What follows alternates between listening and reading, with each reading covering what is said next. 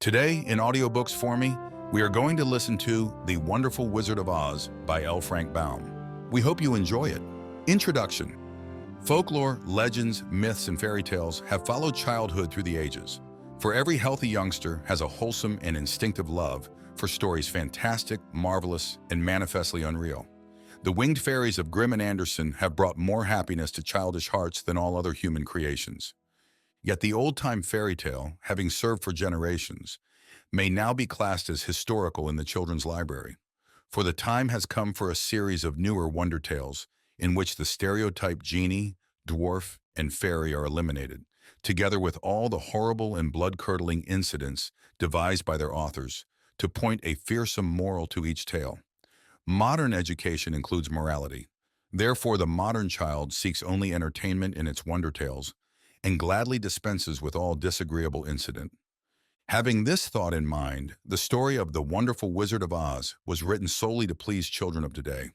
It aspires to being a modernized fairy tale, in which the wonderment and joy are retained and the heartaches and nightmares are left out. L. Frank Baum, Chicago, April 1900. Chapter 1. The Cyclone. Dorothy lived in the midst of the great Kansas prairies, with Uncle Henry, who was a farmer, and Aunt Em, who was the farmer's wife. Their house was small, for the lumber to build it had to be carried by wagon many miles. There were 4 walls, a floor, and a roof, which made one room, and this room contained a rusty-looking cook stove, a cupboard for the dishes, a table, 3 or 4 chairs, and the beds. Uncle Henry and Aunt Em had a big bed in one corner, and Dorothy a little bed in another corner. There was no garret at all, and no cellar, except a small hole dug in the ground, called a cyclone cellar, where the family could go in case one of those great whirlwinds arose, mighty enough to crush any building in its path. It was reached by a trapdoor in the middle of the floor, from which a ladder led down into the small dark hole. When Dorothy stood in the doorway and looked around, she could see nothing but the great gray prairie on every side. Not a tree nor a house broke the broad sweep of flat country that reached to the edge of the sky in all directions. The sun had baked the plowed land into a gray mass, with little cracks running through it. Even the grass was not green, for the sun had burned the tops of the long blades until they were the same gray color to be seen everywhere. Once the house had been painted, but the sun blistered the paint and the rains washed it away, and now the house was as dull and gray as everything else. When Aunt Em came there to live, she was a young, pretty wife. The sun and wind had changed her, too. They had taken the sparkle from her eyes and left them a sober gray. They had taken the red from her cheeks and lips, and they were gray also. She was thin and gaunt and never smiled now. When Dorothy, who was an orphan, first came to her, Aunt Em had been so startled by the child's laughter that she would scream and press her hand upon her heart whenever Dorothy's merry voice reached her ears. And she still looked at the little girl with wonder that she could find anything to laugh at. Uncle Henry never laughed. He worked hard from morning till night and did not know what joy was. He was gray also, from his long beard to his rough boots, and he looked stern and solemn and rarely spoke. It was Toto that made Dorothy laugh and saved her from growing as gray as her other surroundings. Toto was not gray.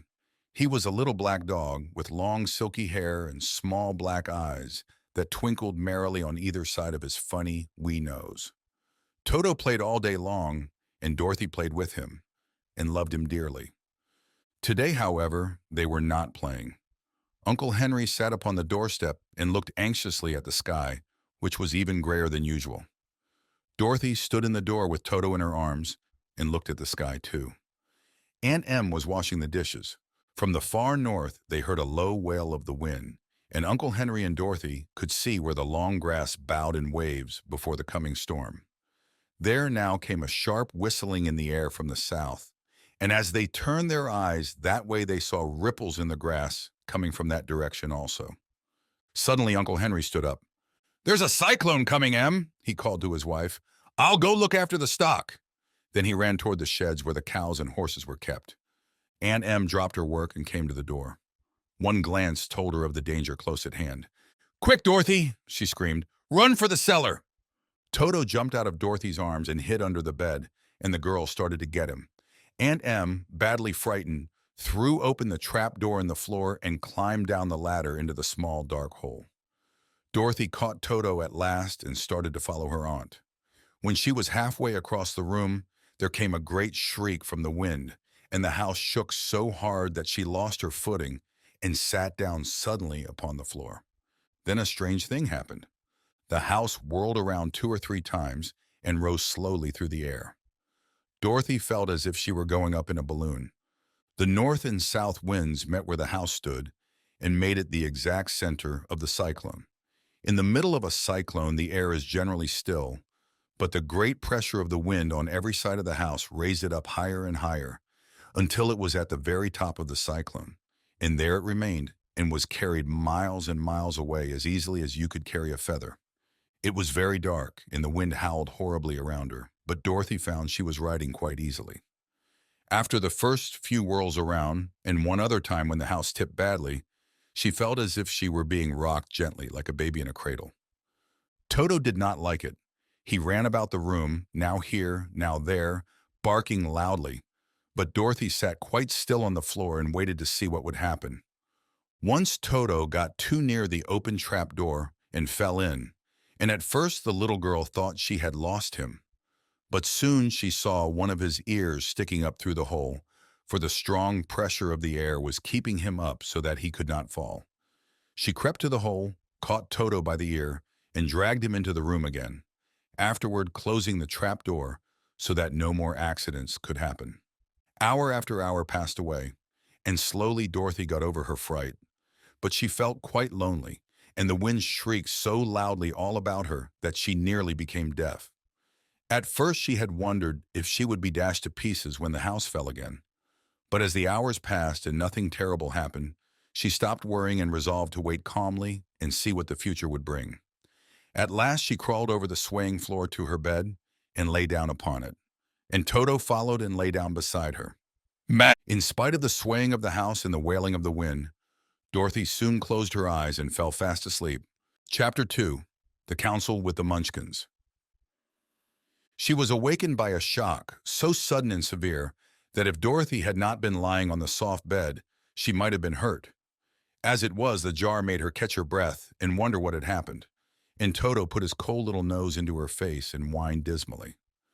Dorothy sat up and noticed that the house was not moving, nor was it dark, for the bright sunshine came in at the window, flooding the little room. She sprang from her bed and with Toto at her heels ran and opened the door. The little girl gave a cry of amazement and looked about her eyes growing bigger and bigger at the wonderful sight she saw. The cyclone had set the house down very gently, for a cyclone, in the midst of a country of marvelous beauty. There were lovely patches of greensward all about, with stately trees bearing rich and luscious fruits. Banks of gorgeous flowers were on every hand, and birds with rare and brilliant plumage sang and fluttered in the trees and bushes. A little way off was a small brook, rushing and sparkling along between green banks and murmuring in a voice very grateful to a little girl who had lived so long on the dry gray prairies. While she stood looking eagerly at the strange and beautiful sights, she noticed coming toward her a group of the queerest people she had ever seen.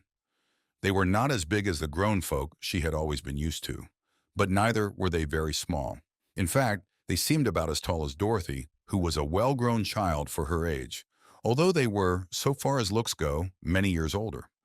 3 were men and 1 a woman, and all were oddly dressed. They wore round hats that rose to a small point a foot above their heads, with little bells around the brims that tinkled sweetly as they moved. The hats of the men were blue, the little woman's hat was white, and she wore a white gown that hung in pleats from her shoulders. Over it were sprinkled little stars that glistened in the sun like diamonds. The men were dressed in blue of the same shade as their hats, and wore well-polished boots with a deep roll of blue at the tops. The men, Dorothy thought, were about as old as Uncle Henry, for 2 of them had beards. But the little woman was doubtless much older. Her face was covered with wrinkles, her hair was nearly white, and she walked rather stiffly. When these people drew near the house where Dorothy was standing in the doorway, they paused and whispered among themselves, as if afraid to come farther. But the little old woman walked up to Dorothy, made a low bow, and said in a sweet voice, You are welcome, most noble sorceress, to the land of the Munchkins. We are so grateful to you for having killed the wicked witch of the East and for setting our people free from bondage. Dorothy listened to this speech with wonder. What could the little woman possibly mean by calling her a sorceress and saying she had killed the wicked witch of the East? Dorothy was an innocent, harmless little girl who had been carried by a cyclone many miles from home, and she had never killed anything in all her life. But the little woman evidently expected her to answer. So Dorothy said with hesitation, "You are very kind, but there must be some mistake. I have not killed anything." "Your house did anyway," replied the little old woman with a laugh. "And that is the same thing. See," she continued, pointing to the corner of the house. "There are her 2 feet, still sticking out from under a block of wood."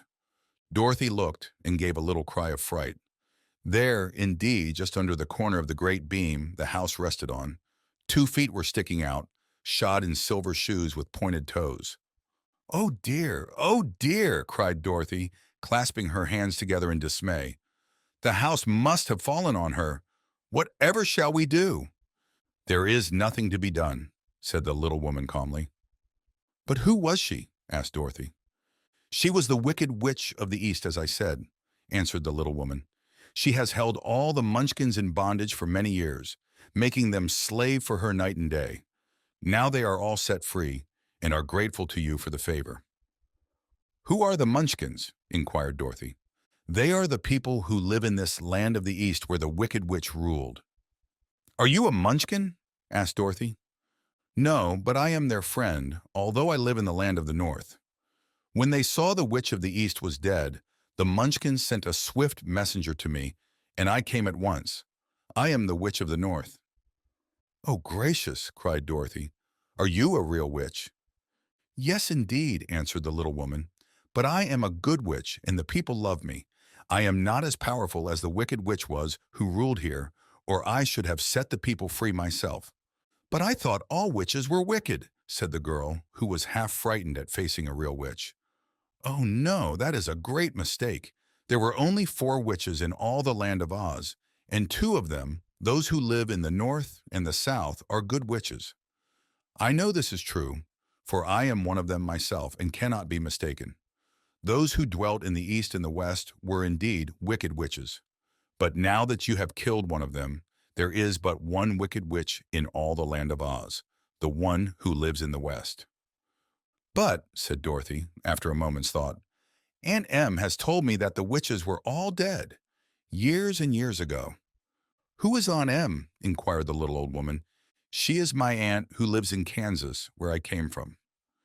The witch of the North seemed to think for a time with her head bowed and her eyes upon the ground. Then she looked up and said, "I do not know where Kansas is, for I have never heard that country mentioned before. But tell me, is it a civilized country?" "Oh, yes," replied Dorothy. "Then that accounts for it. In the civilized countries, I believe there are no witches left, nor wizards, nor sorceresses, nor magicians. But you see, the land of Oz has never been civilized, for we are cut off from all the rest of the world. Therefore, we still have witches and wizards amongst us." "Who are the wizards?" asked Dorothy. "Oz himself is the great wizard," answered the witch, sinking her voice to a whisper. "He is more powerful than all the rest of us together. He lives in the City of Emeralds." Dorothy was going to ask another question, but just then the Munchkins, who had been standing silently by, gave a loud shout and pointed to the corner of the house where the wicked witch had been lying. "What is it?" asked the little old woman, and looked and began to laugh. The feet of the dead witch had disappeared entirely, and nothing was left but the silver shoes. "She was so old," explained the witch of the North, "that she dried up quickly in the sun. That is the end of her. But the silver shoes are yours, and you shall have them to wear." She reached down and picked up the shoes, and after shaking the dust out of them, handed them to Dorothy. "The witch of the East was proud of those silver shoes," said one of the Munchkins, "and there is some charm connected with them. But what it is we never knew." Dorothy carried the shoes into the house and placed them on the table. Then she came out again to the Munchkins and said, "I am anxious to get back to my aunt and uncle, for I am sure they will worry about me. Can you help me find my way?" The Munchkins and the witch first looked at one another, and then at Dorothy, and then shook their heads. "At the east, not far from here," said one, "there is a great desert, and none could live to cross it." "It is the same at the south," said another, "for I have been there and seen it. The south is the country of the Quadlings." "I am told," said the third man, "that it is the same at the west, and that country, where the Winkies live, is ruled by the wicked witch of the west, who would make you her slave if you passed her way." "The north is my home," said the old lady, "and at its edge is the same great desert that surrounds this land of Oz. I'm afraid, my dear, you will have to live with us." Dorothy began to sob at this, for she felt lonely among all these strange people. Her tears seemed to grieve the kind-hearted Munchkins, for they immediately took out their handkerchiefs and began to weep also. As for the little old woman, she took off her cap and balanced the point on the end of her nose, while she counted 1, 2, 3 in a solemn voice. At once the cap changed to a slate, on which was written in big white chalk marks, "Let Dorothy go to the City of Emeralds." The little old woman took the slate from her nose, and having read the words on it, asked, "Is your name Dorothy, my dear?" "Yes," answered the child, looking up and drying her tears. "Then you must go to the City of Emeralds. Perhaps Oz will help you." "Where is this city?" asked Dorothy. "It is exactly in the center of the country, and is ruled by Oz, the great wizard I told you of." "Is he a good man?" inquired the girl anxiously. "He is a good wizard. Whether he is a man or not I cannot tell, for I have never seen him." "How can I get there?" asked Dorothy. "You must walk. It is a long journey through a country that is sometimes pleasant and sometimes dark and terrible. However, I will use all the magic arts I know of to keep you from harm." "Won't you go with me?" pleaded the girl, who had begun to look upon the little old woman as her only friend. "No, I cannot do that," she replied, "but I will give you my kiss, and no one will dare injure a person who has been kissed by the Witch of the North." She came close to Dorothy and kissed her gently on the forehead. Where her lips touched the girl, they left a round, shining mark, as Dorothy found out soon after. "The road to the City of Emeralds is paved with yellow brick," said the witch, "so you cannot miss it. When you get to Oz, do not be afraid of him, but tell your story and ask him to help you. Goodbye, my dear." The three Munchkins bowed low to her and wished her a pleasant journey, after which they walked away through the trees. The witch gave Dorothy a friendly little nod, whirled around on her left heel 3 times, and straightway disappeared, much to the surprise of little Toto, who barked after her loudly enough when she had gone, because he had been afraid even to growl while she stood by. But Dorothy, knowing her to be a witch, had expected her to disappear in just that way, and was not surprised in the least. Chapter 3. How Dorothy Saved the Scarecrow. When Dorothy was left alone, she began to feel hungry.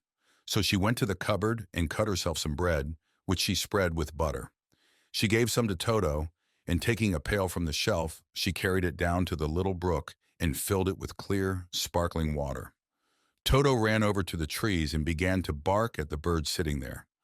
Dorothy went to get him and saw such delicious fruit hanging from the branches that she gathered some of it, finding it just what she wanted to help out her breakfast. Then she went back to the house, and having helped herself and Toto to a good drink of the cool, clear water, she set about making ready for the journey to the City of Emeralds. Dorothy had only one other dress, but that happened to be clean and was hanging on a peg beside her bed. It was gingham with checks of white and blue, and although the blue was somewhat faded with many washings, it was still a pretty frock. The girl washed herself carefully, dressed herself in the clean gingham, and tied her pink sunbonnet on her head. She took a little basket and filled it with bread from the cupboard, laying a white cloth over the top. Then she looked down at her feet and noticed how old and worn her shoes were. "They surely will never do for a long journey, Toto," she said. And Toto looked up into her face with his little black eyes and wagged his tail to show he knew what she meant. At that moment, Dorothy saw lying on the table the silver shoes that had belonged to the Witch of the East. "I wonder if they will fit me," she said to Toto. "They would be just the thing to take a long walk in, for they could not wear out." She took off her old leather shoes and tried on the silver ones, which fitted her as well as if they had been made for her. Finally, she picked up her basket. "Come along, Toto," she said. "We will go to the Emerald City and ask the Great Oz how to get back to Kansas again." She closed the door, locked it, and put the key carefully in the pocket of her dress. And so, with Toto trotting along soberly behind her, she started on her journey. There were several roads nearby, but it did not take her long to find the one paved with yellow bricks. Within a short time, she was walking briskly toward the Emerald City, her silver shoes tinkling merrily on the hard, yellow roadbed. The sun shone bright and the birds sang sweetly, and Dorothy did not feel nearly so bad as you might think a little girl would, who had been suddenly whisked away from her own country and set down in the midst of a strange land. She was surprised, as she walked along, to see how pretty the country was about her. There were neat fences at the sides of the road, painted a dainty blue color, and beyond them were fields of grain and vegetables in abundance. Evidently, the Munchkins were good farmers and able to raise large crops. Once in a while, she would pass a house, and the people came out to look at her and bow low as she went by. For everyone knew she had been the means of destroying the wicked witch and setting them free from bondage. The houses of the Munchkins were odd-looking dwellings, for each was round with a big dome for a roof. All were painted blue, for in this country of the East blue was the favorite color. Toward evening, when Dorothy was tired with her long walk and began to wonder where she should pass the night, she came to a house rather larger than the rest. On the green lawn before it, many men and women were dancing. 5 little fiddlers played as loudly as possible, and the people were laughing and singing, while a big table nearby was loaded with delicious fruits and nuts, pies and cakes, and many other good things to eat. The people greeted Dorothy kindly and invited her to supper and to pass the night with them, for this was the home of one of the richest Munchkins in the land, and his friends were gathered with him to celebrate their freedom from the bondage of the wicked witch. Dorothy ate a hearty supper and was waited upon by the rich Munchkin himself, whose name was Bach. Then she sat upon a settee and watched the people dance. When Bach saw her silver shoes, he said, "You must be a great sorceress." "Why?" asked the girl. "Because you wear silver shoes and have killed the wicked witch. Besides, you have white in your frock, and only witches and sorceresses wear white." "My dress is blue and white checked," said Dorothy, smoothing out the wrinkles in it. "It is kind of you to wear that," said Bach. "Blue is the color of the Munchkins, and white is the witch color, so we know you are a friendly witch." Dorothy did not know what to say to this, for all the people seemed to think her a witch, and she knew very well she was only an ordinary little girl who had come by the chance of a cyclone into a strange land. When she had tired watching the dancing, Bach led her into the house, where he gave her a room with a pretty bed in it. The sheets were made of blue cloth, and Dorothy slept soundly in them till morning, with Toto curled up on the blue rug beside her. She ate a hearty breakfast and watched a wee Munchkin baby, who played with Toto and pulled his tail and crowed and laughed in a way that greatly amused Dorothy. Toto was a fine curiosity to all the people, for they had never seen a dog before. "How far is it to the Emerald City?" the girl asked. "I do not know," answered Bach gravely, "for I have never been there. It is better for people to keep away from Oz, unless they have business with him. But it is a long way to the Emerald City, and it will take you many days. The country here is rich and pleasant, but you must pass through rough and dangerous places before you reach the end of your journey." This worried Dorothy a little, but she knew that only the Great Oz could help her get to Kansas again, so she bravely resolved not to turn back. She bade her friends goodbye and again started along the road of yellow brick. When she had gone several miles, she thought she would stop to rest, and so climbed to the top of the fence beside the road and sat down. There was a great cornfield beyond the fence, and not far away she saw a scarecrow, placed high on a pole to keep the birds from the ripe corn. Dorothy leaned her chin upon her hand and gazed thoughtfully at the scarecrow. Its head was a small sack stuffed with straw, with eyes, nose, and mouth painted on it to represent a face. An old pointed blue hat that had belonged to some Munchkin was perched on his head, and the rest of the figure was a blue suit of clothes, worn and faded, which had also been stuffed with straw. On the feet were some old boots with blue tops, such as every man wore in this country, and the figure was raised above the stalks of corn by means of the pole stuck up its back. While Dorothy was looking earnestly into the queer painted face of the Scarecrow, she was surprised to see one of the eyes slowly wink at her. She thought she must have been mistaken at first, for none of the scarecrows in Kansas ever wink. But presently the figure nodded its head to her in a friendly way. Then she climbed down from the fence and walked up to it, while Toto ran around the pole and barked. "Good day," said the Scarecrow in a rather husky voice. "Did you speak?" asked the girl in wonder. "Certainly," answered the Scarecrow. "How do you do?" "I'm pretty well, thank you," replied Dorothy politely. "How do you do?" "I'm not feeling well," said the Scarecrow with a smile, "for it is very tedious being perched up here night and day to scare away crows." "Can't you get down?" asked Dorothy. "No, for this pole is stuck up my back. If you will please take away the pole, I shall be greatly obliged to you." Dorothy reached up both arms and lifted the figure off the pole, for, being stuffed with straw, it was quite light. "Thank you very much," said the Scarecrow, when he had been set down on the ground. "I feel like a new man." Dorothy was puzzled at this, for it sounded queer to hear a stuffed man speak, and to see him bow and walk along beside her. "Who are you?" asked the Scarecrow, when he had stretched himself and yawned. "And where are you going?" "My name is Dorothy," said the girl, "and I am going to the Emerald City to ask the Great Oz to send me back to Kansas." "Where is the Emerald City?" he inquired. "And who is Oz?" "Why don't you know?" she returned in surprise.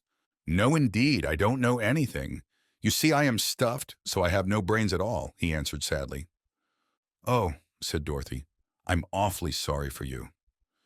"Do you think," he asked, "if I go to the Emerald City with you, that Oz would give me some brains?" "I cannot tell," she returned, "but you may come with me, if you like. If Oz will not give you any brains, you will be no worse off than you are now." "That is true," said the Scarecrow. "You see," he continued confidentially, "I don't mind my legs and arms and body being stuffed, because I cannot get hurt. If anyone treads on my toes or sticks a pin into me, it doesn't matter, for I can't feel it. But I do not want people to call me a fool, and if my head stays stuffed with straw instead of with brains, as yours is, how am I ever to know anything?" "I understand how you feel," said the little girl, who was truly sorry for him. "If you will come with me, I'll ask Oz to do all he can for you." "Thank you," he answered gratefully. They walked back to the road. Dorothy helped him over the fence, and they started along the path of yellow brick for the Emerald City. Toto did not like this addition to the party at first.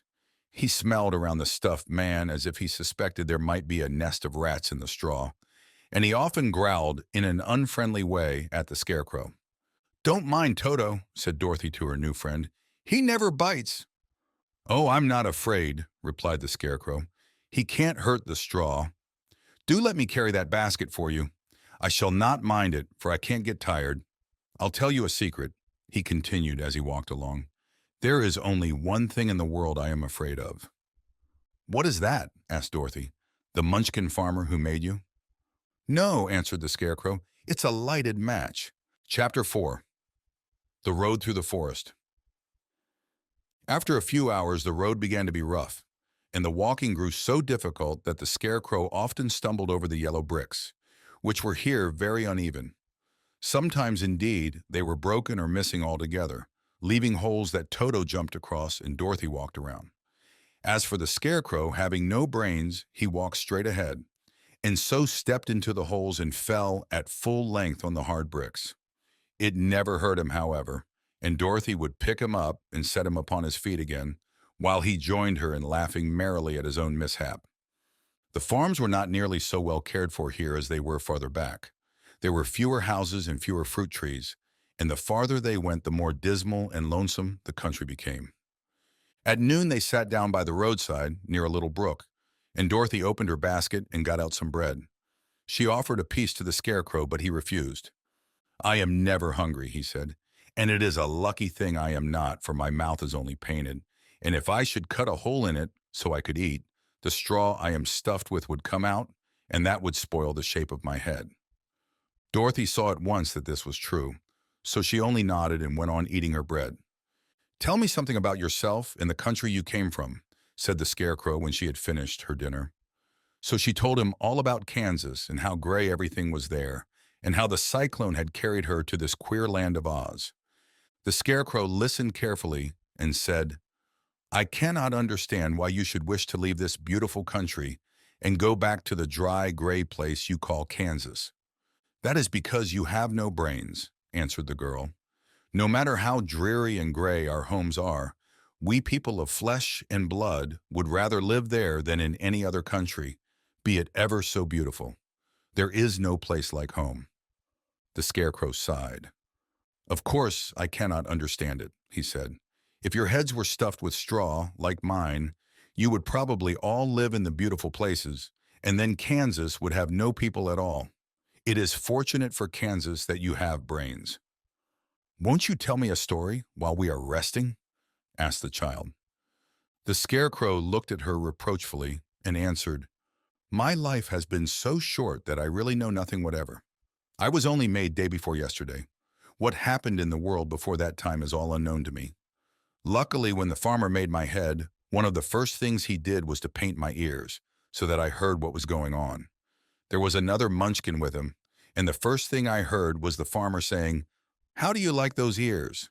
They aren't straight, answered the other. Never mind, Baum, said the farmer. They are ears just the same, which was true enough. Now I'll make the eyes, said the farmer. So he painted my right eye, and as soon as it was finished, I found myself looking at him and at everything around me with a great deal of curiosity, for this was my first glimpse of the world. That's a rather pretty eye, remarked the munchkin who was watching the farmer. Blue paint is just the color for eyes. I think I'll make the other a little bigger, said the farmer. And when the second eye was done, I could see much better than before. Then he made my nose and my mouth. But I did not speak because at that time I didn't know what a mouth was for. I had the fun of watching them make my body and my arms and legs. And when they fastened on my head at last, I felt very proud, for I thought I was just as good a man as anyone. This fellow will scare the crows fast enough, said the farmer. He looks just like a man. Why, he is a man, said the other, and I quite agreed with him. The farmer carried me under his arm to the cornfield and set me up on a tall stick where you found me. He and his friends soon after walked away and left me alone. I did not like to be deserted this way, so I tried to walk after them, but my feet would not touch the ground, and I was forced to stay on that pole. It was a lonely life to lead, for I had nothing to think of, having been made such a little while before. Many crows and other birds flew into the cornfield, but as soon as they saw me, they flew away again, thinking I was a munchkin. And this pleased me and made me feel that I was quite an important person. By and by an old crow flew near me, and after looking at me carefully, he perched upon my shoulder and said, I wonder if that farmer thought to fool me in this clumsy manner. Any crow of sense could see that you are only stuffed with straw. Then he hopped down at my feet and ate all the corn he wanted. The other birds, seeing he was not harmed by me, came to eat the corn too, so in a short time there was a great flock of them about me. I felt sad at this, for it showed I was not such a good scarecrow after all. But the old crow comforted me, saying, If you only had brains in your head, you would be as good a man as any of them, and a better man than some of them. Brains are the only things worth having in this world, no matter whether one is a crow or a man. After the crows had gone, I thought this over and decided I would try hard to get some brains. By good luck, you came along and pulled me off the stake, and from what you say, I am sure the great Oz will give me brains as soon as we get to the Emerald City. I hope so, said Dorothy earnestly, since you seem anxious to have them. Oh yes, I am anxious, returned the Scarecrow. It is such an uncomfortable feeling to know one is a fool. Well, said the girl, let us go. And she handed the basket to the Scarecrow. There were no fences at all by the roadside now, and the land was rough and untilled. Toward evening, they came to a great forest, where the trees grew so big and close together that their branches met over the road of yellow brick. It was almost dark under the trees, for the branches shut out the daylight. But the travelers did not stop and went on into the forest. If this road goes in, it must come out, said the Scarecrow, and as the Emerald City is at the other end of the road, we must go wherever it leads us. Anyone would know that, said Dorothy. Certainly. That is why I know it, returned the Scarecrow. If it required brains to figure it out, I never should have said it. After an hour or so, the light faded away, and they found themselves stumbling along in the darkness. Dorothy could not see at all, but Toto could, for some dogs see very well in the dark, and the Scarecrow declared he could see as well as by day. So she took hold of his arm and managed to get along fairly well. "If you see any house or any place where we can pass the night," she said, "you must tell me, for it is very uncomfortable walking in the dark." Soon after the Scarecrow stopped. "I see a little cottage at the right of us," he said, "built of logs and branches. Shall we go there?" "Yes, indeed," answered the child. "I am all tired out." So the Scarecrow led her through the trees until they reached the cottage, and Dorothy entered and found a bed of dried leaves in one corner. She lay down at once, and with Toto beside her, soon fell into a sound sleep. The Scarecrow, who was never tired, stood up in another corner and waited patiently until morning came. Chapter 5. The Rescue of the Tin Woodman. When Dorothy awoke, the sun was shining through the trees, and Toto had long been out chasing birds around him and squirrels. She sat up and looked around her. There was the Scarecrow, still standing patiently in his corner, waiting for her. "We must go and search for water," she said to him. "Why do you want water?" he asked. "To wash my face clean after the dust of the road, and to drink so the dry bread will not stick in my throat." "It must be inconvenient to be made of flesh," said the Scarecrow thoughtfully, "for you must sleep and eat and drink. However, you have brains, and it is worth a lot of bother to be able to think properly." They left the cottage and walked through the trees until they found a little spring of clear water, where Dorothy drank and bathed and ate her breakfast. She saw there was not much bread left in the basket, and the girl was thankful the Scarecrow did not have to eat anything, for there was scarcely enough for herself and Toto for the day. When she had finished her meal and was about to go back to the road of yellow brick, she was startled to hear a deep groan nearby. "What was that?" she asked timidly. "I cannot imagine," replied the Scarecrow, "but we can go and see." Just then another groan reached their ears, and the sound seemed to come from behind them. They turned and walked through the forest a few steps, when Dorothy discovered something shining in a ray of sunshine that fell between the trees. She ran to the place and then stopped short, with a little cry of surprise. One of the big trees had been partly chopped through, and standing beside it, with an uplifted axe in his hands, was a man made entirely of tin. His head and arms and legs were jointed upon his body, but he stood perfectly motionless, as if he could not stir at all. Dorothy looked at him in amazement, and so did the Scarecrow, while Toto barked sharply and made a snap at the tin legs, which hurt his teeth. "Did you groan?" asked Dorothy. "Yes," answered the Tin Man. "I did. I've been groaning for more than a year, and no one has ever heard me before or come to help me." "What can I do for you?" she inquired softly, for she was moved by the sad voice in which the man spoke. "Get an oil can and oil my joints," he answered. "They are rusted so badly that I cannot move them at all. If I am well oiled, I shall soon be all right again. You will find an oil can on a shelf in my cottage." And now Dorothy at once ran back to the cottage and found the oil can, and then she returned and asked anxiously, "Where are your joints?" "Oil my neck first," replied the Tin Woodman. So she oiled it, and as it was quite badly rusted, the Scarecrow took hold of the tin head and moved it gently from side to side until it worked freely, and then the man could turn it himself. "Now oil the joints in my arms," he said, and Dorothy oiled them, and the Scarecrow bent them carefully until they were quite free from rust and as good as new. The Tin Woodman gave a sigh of satisfaction and lowered his axe, which he leaned against the tree. "This is a great comfort," he said. "I have been holding that axe in the air ever since I rusted, and I'm glad to be able to put it down at last. Now, if you will oil the joints of my legs, I shall be all right once more." So they oiled his legs until he could move them freely, and he thanked them again and again for his release, for he seemed a very polite creature and very grateful. "I might have stood there always if you had not come along," he said. "So you have certainly saved my life. How did you happen to be here?" "We are on our way to the Emerald City to see the Great Oz," she answered, "and we stopped at your cottage to pass the night." "Why do you wish to see Oz?" he asked. "I want him to send me back to Kansas, and the Scarecrow wants him to put a few brains into his head." she replied.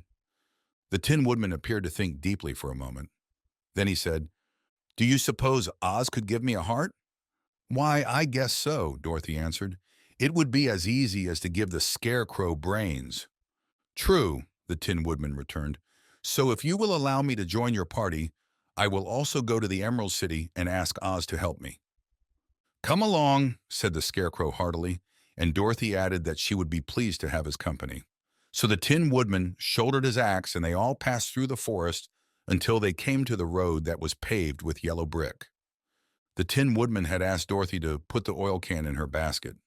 "For," he said, "if I should get caught in the rain and rust again, I would need the oil can badly."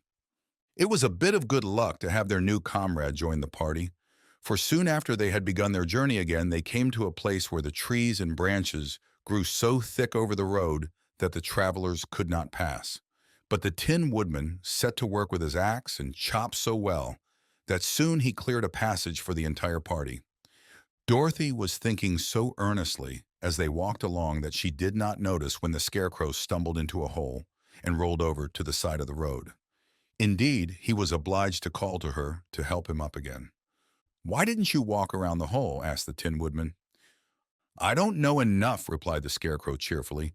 "My head is stuffed with straw, you know, and that is why I am going to Oz to ask him for some brains." "Oh, I see," said the Tin Woodman. "But after all, brains are not the best things in the world." "Have you any?" inquired the Scarecrow. "No, my head is quite empty," answered the Woodman. "But once I had brains and a heart also. So having tried them both, I should much rather have a heart." "And why is that?" asked the Scarecrow. "I will tell you my story, and then you will know." So while they were walking through the forest, the Tin Woodman told the following story. "I was born the son of a woodman who chopped down trees in the forest and sold the wood for a living. When I grew up, I too became a woodchopper, and after my father died, I took care of my old mother as long as she lived. Then I made up my mind that instead of living alone, I would marry, so that I might not become lonely. There was one of the Munchkin girls who was so beautiful that I soon grew to love her with all my heart. She, on her part, promised to marry me as soon as I could earn enough money to build a better house for her. So I set to work harder than ever. But the girl lived with an old woman who did not want her to marry anyone, for she was so lazy she wished the girl to remain with her and do the cooking and the housework. So the old woman went to the Wicked Witch of the East and promised her 2 sheep and a cow if she would prevent the marriage. Thereupon the Wicked Witch enchanted my axe, and when I was chopping away at my best one day, for I was anxious to get the new house and my wife as soon as possible, the axe slipped all at once and cut off my left leg. This at first seemed a great misfortune, for I knew a one-legged man could not do very well as a woodchopper. So I went to a tinsmith and had him make me a new leg out of tin. The leg worked very well once I was used to it, but my action angered the Wicked Witch of the East, for she had promised the old woman I should not marry the pretty Munchkin girl. When I began chopping again, my axe slipped and cut off my right leg. Again I went to the tinsmith, and again he made me a leg out of tin. After this, the enchanted axe cut off my arms, one after the other, but nothing daunted, I had them replaced with tin ones. The Wicked Witch then made the axe slip and cut off my head, and at first I thought that was the end of me. But the tinsmith happened to come along, and he made me a new head out of tin. I thought I had beaten the Wicked Witch then, and I worked harder than ever. But I little knew how cruel my enemy could be. She thought of a new way to kill my love for the beautiful Munchkin maiden, and made my axe slip again so that it cut right through my body, splitting me into 2 halves. Once more the tinsmith came to my help and made me a body of tin, fastening my tin arms and legs and head to it by means of joints, so that I could move around as well as ever. But alas, I had now no heart, so that I lost all my love for the Munchkin girl, and did not care whether I married her or not. I suppose she is still living with the old woman, waiting for me to come after her. My body shone so brightly in the sun that I felt very proud of it, and it did not matter now if my axe slipped, for it could not cut me. There was only one danger, that my joints would rust, but I kept an oil can in my cottage and took care to oil myself whenever I needed it. However, there came a day when I forgot to do this, and being caught in a rainstorm, before I thought of the danger my joints had rusted, and I was left to stand in the woods until you came to help me. It was a terrible thing to undergo. But during the year I stood there, I had time to think that the greatest loss I had known was the loss of my heart. While I was in love, I was the happiest man on earth. But no one can love who has not a heart, and so I am resolved to ask Oz to give me one. If he does, I will go back to the Munchkin Maiden and marry her. Both Dorothy and the Scarecrow had been greatly interested in the story of the Tin Woodman, and now they knew why he was so anxious to get a new heart. All the same, said the Scarecrow, I shall ask for brains instead of a heart, for a fool would not know what to do with a heart if he had one. I shall take the heart, returned the Tin Woodman, for brains do not make one happy, and happiness is the best thing in the world. Dorothy did not say anything, for she was puzzled to know which of her two friends was right, and she decided if she could only get back to Kansas and Aunt Em, it did not matter so much whether the Woodman had no brains and the Scarecrow no heart, or each got what he wanted. What worried her most was that the bread was nearly gone, and another meal for herself and Toto would empty the basket. To be sure, neither the Woodman nor the Scarecrow ever ate anything, but she was not made of tin or straw and could not live unless she was fed. Chapter 6. The Cowardly Lion. All this time, Dorothy and her companions had been walking through the thick woods. The road was still paved with yellow brick, but these were much covered by dried branches and dead leaves from the trees, and the walking was not at all good. There were few birds in this part of the forest, for birds love the open country where there is plenty of sunshine. But now and then there came a deep growl from some wild animal hidden among the trees. These sounds made the little girl's heart beat fast, for she did not know what made them. But Toto knew, and he walked close to Dorothy's side and did not even bark in return. "How long will it be," the child asked of the Tin Woodman, "before we are out of the forest?" "I cannot tell," was the answer, "for I have never been to the Emerald City. But my father went there once when I was a boy, and he said it was a long journey through a dangerous country. Although nearer to the city where Oz dwells, the country is beautiful. But I am not afraid so long as I have my oil can, and nothing can hurt the Scarecrow, while you bear upon your forehead the mark of the Good Witch's kiss, and that will protect you from harm." "But Toto," said the girl anxiously, "what will protect him?" "We must protect him ourselves if he is in danger," replied the Tin Woodman. Just as he spoke, there came from the forest a terrible roar, and the next moment a great lion bounded into the road. With one blow of his paw, he sent the Scarecrow spinning over and over to the edge of the road, and then he struck at the Tin Woodman with his sharp claws.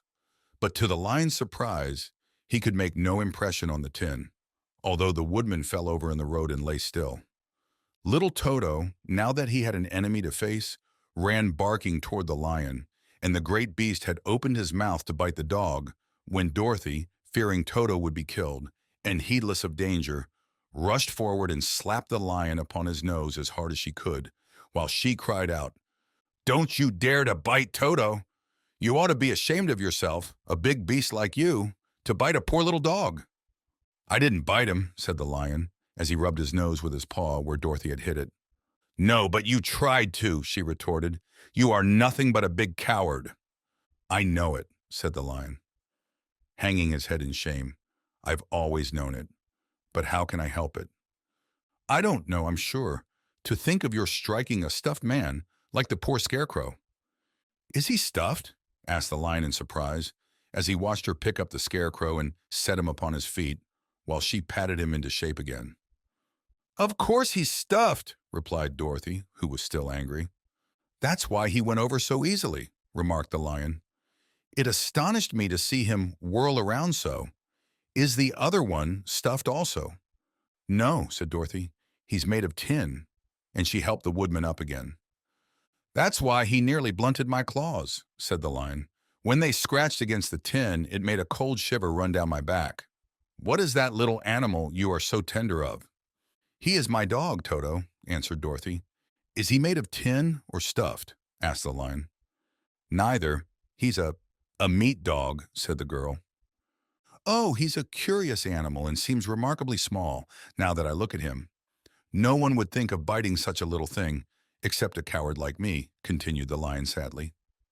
"What makes you a coward?" asked Dorothy, looking at the great beast in wonder, for he was as big as a small horse. "It's a mystery," replied the lion. "I suppose I was born that way. All the other animals in the forest naturally expect me to be brave, for the lion is everywhere thought to be the king of beasts. I learned that if I roared very loudly, every living thing was frightened and got out of my way. Whenever I've met a man, I've been awfully scared, but I just roared at him, and he has always run away as fast as he could go. If the elephants and the tigers and the bears had ever tried to fight me, I should have run myself. I'm such a coward. But just as soon as they hear me roar, they all try to get away from me, and of course I let them go." "But that isn't right. The king of beasts shouldn't be a coward," said the scarecrow. "I know it," returned the lion, wiping a tear from his eye with the tip of his tail. "It is my great sorrow and makes my life very unhappy. But whenever there is danger, my heart begins to beat fast." "Perhaps you have heart disease," said the Tin Woodman.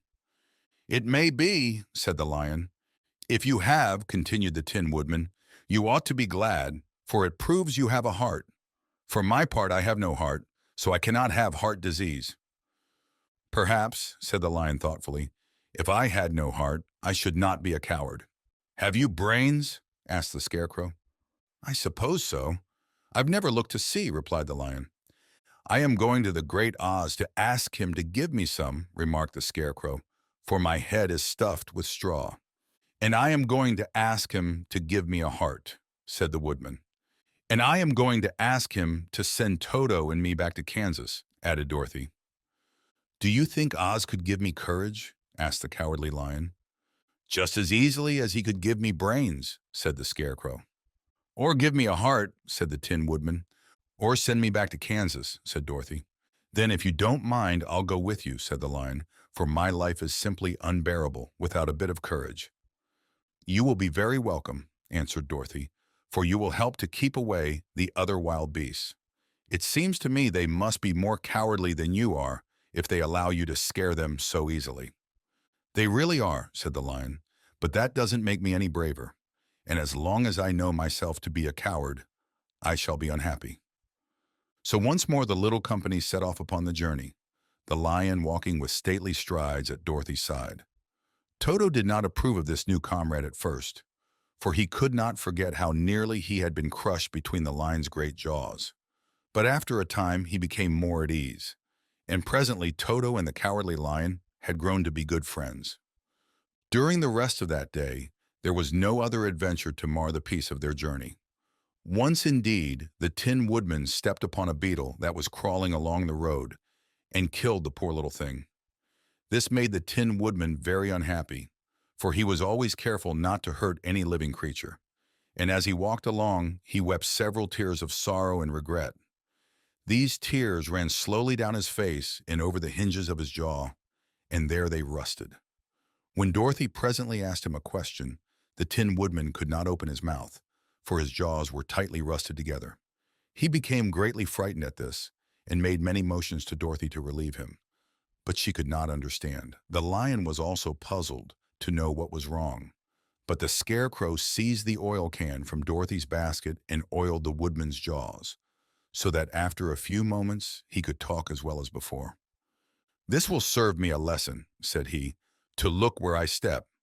For if I should kill another bug or beetle, I should surely cry again, and crying rusts my jaws so that I cannot speak."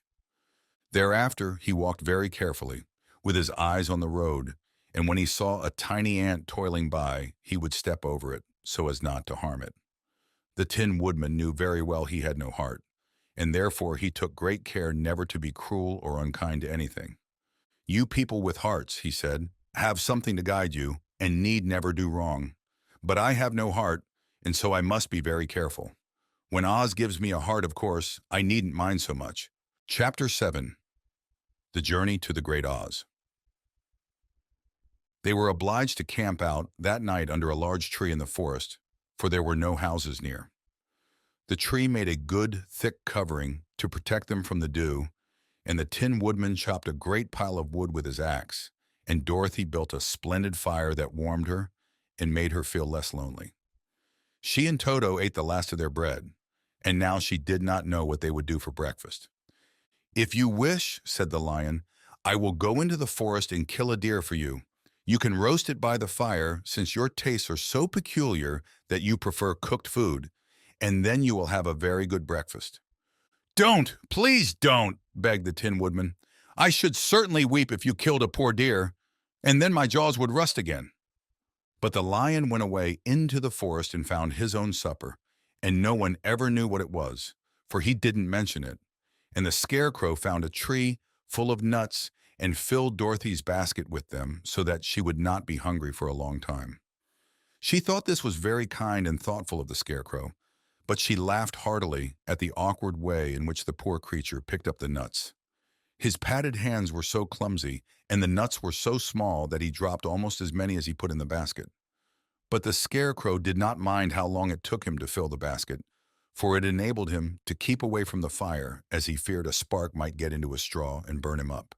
So he kept a good distance away from the flames and only came near to cover Dorothy with dry leaves when she lay down to sleep. These kept her very snug and warm, and she slept soundly until morning. When it was daylight, the girl bathed her face in a little rippling brook, and soon after they all started toward the Emerald City. This was to be an eventful day for the travelers. They had hardly been walking an hour when they saw before them a great ditch that crossed the road and divided the forest as far as they could see on either side.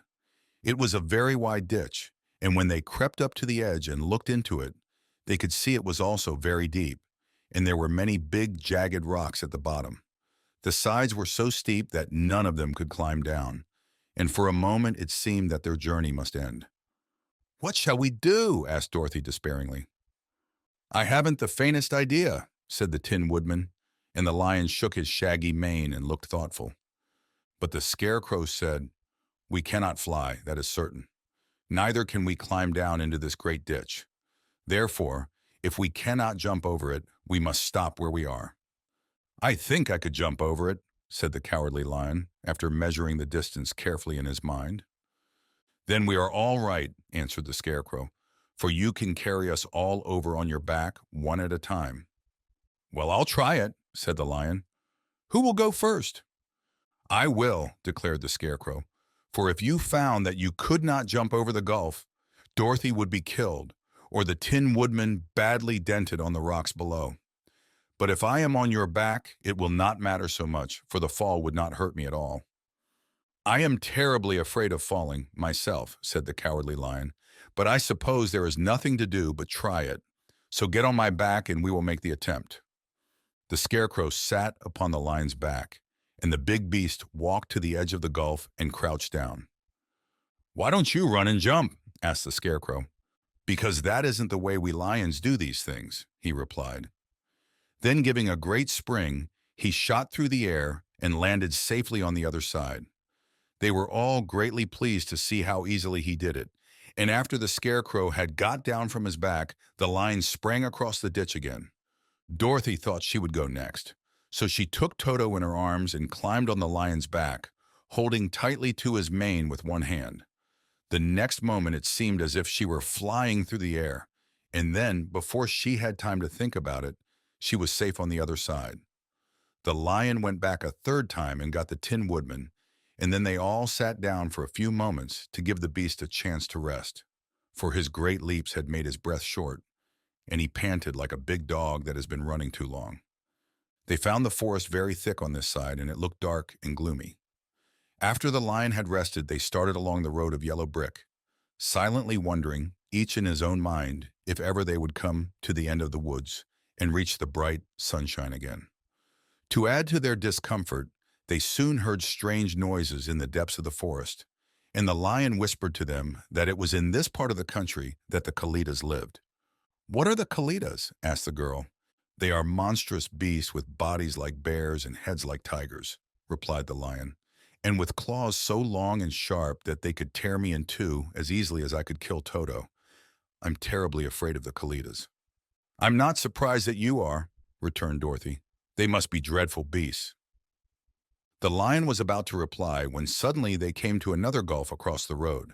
But this one was so broad and deep that the lion knew at once he could not leap across it. So they sat down to consider what they should do, and after serious thought the Scarecrow said, "Here is a great tree. standing close to the ditch. If the Tin Woodman can chop it down so that it will fall to the other side, we can walk across it easily." "That is a first-rate idea," said the Lion. "One would almost suspect you had brains in your head instead of straw." The woodman set to work at once, and so sharp was his axe that the tree was soon chopped nearly through. Then the Lion put his strong front legs against the tree and pushed with all his might, and slowly the big tree tipped and fell with a crash across the ditch, with its top branches on the other side. They had just started to cross this queer bridge when a sharp growl made them all look up, and to their horror they saw running toward them two great beasts with bodies like bears and heads like tigers. "They are the Kalidas," said the Cowardly Lion, beginning to tremble. "Quick!" cried the Scarecrow. "Let us cross over." So Dorothy went first, holding Toto in her arms. The Tin Woodman followed, and the Scarecrow came next. The Lion, although he was certainly afraid, turned to face the Kalidas, and then he gave so loud and terrible a roar that Dorothy screamed, and the Scarecrow fell over backward, while even the fierce beast stopped short and looked at him in surprise. But seeing they were bigger than the Lion, and remembering that there were two of them and only one of him, the Kalidas again rushed forward, and the Lion crossed over the tree and turned to see what they would do next. Without stopping an instant, the fierce beasts also began to cross the tree, and the Lion said to Dorothy, "We are lost, for they will surely tear us to pieces with their sharp claws.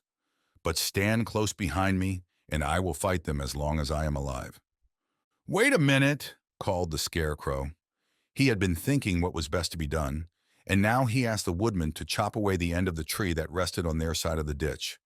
The Tin Woodman began to use his axe at once, and just as the two Kalidas were nearly across, the tree fell with a crash into the gulf, carrying the ugly, snarling brutes with it, and both were dashed to pieces on the sharp rocks at the bottom.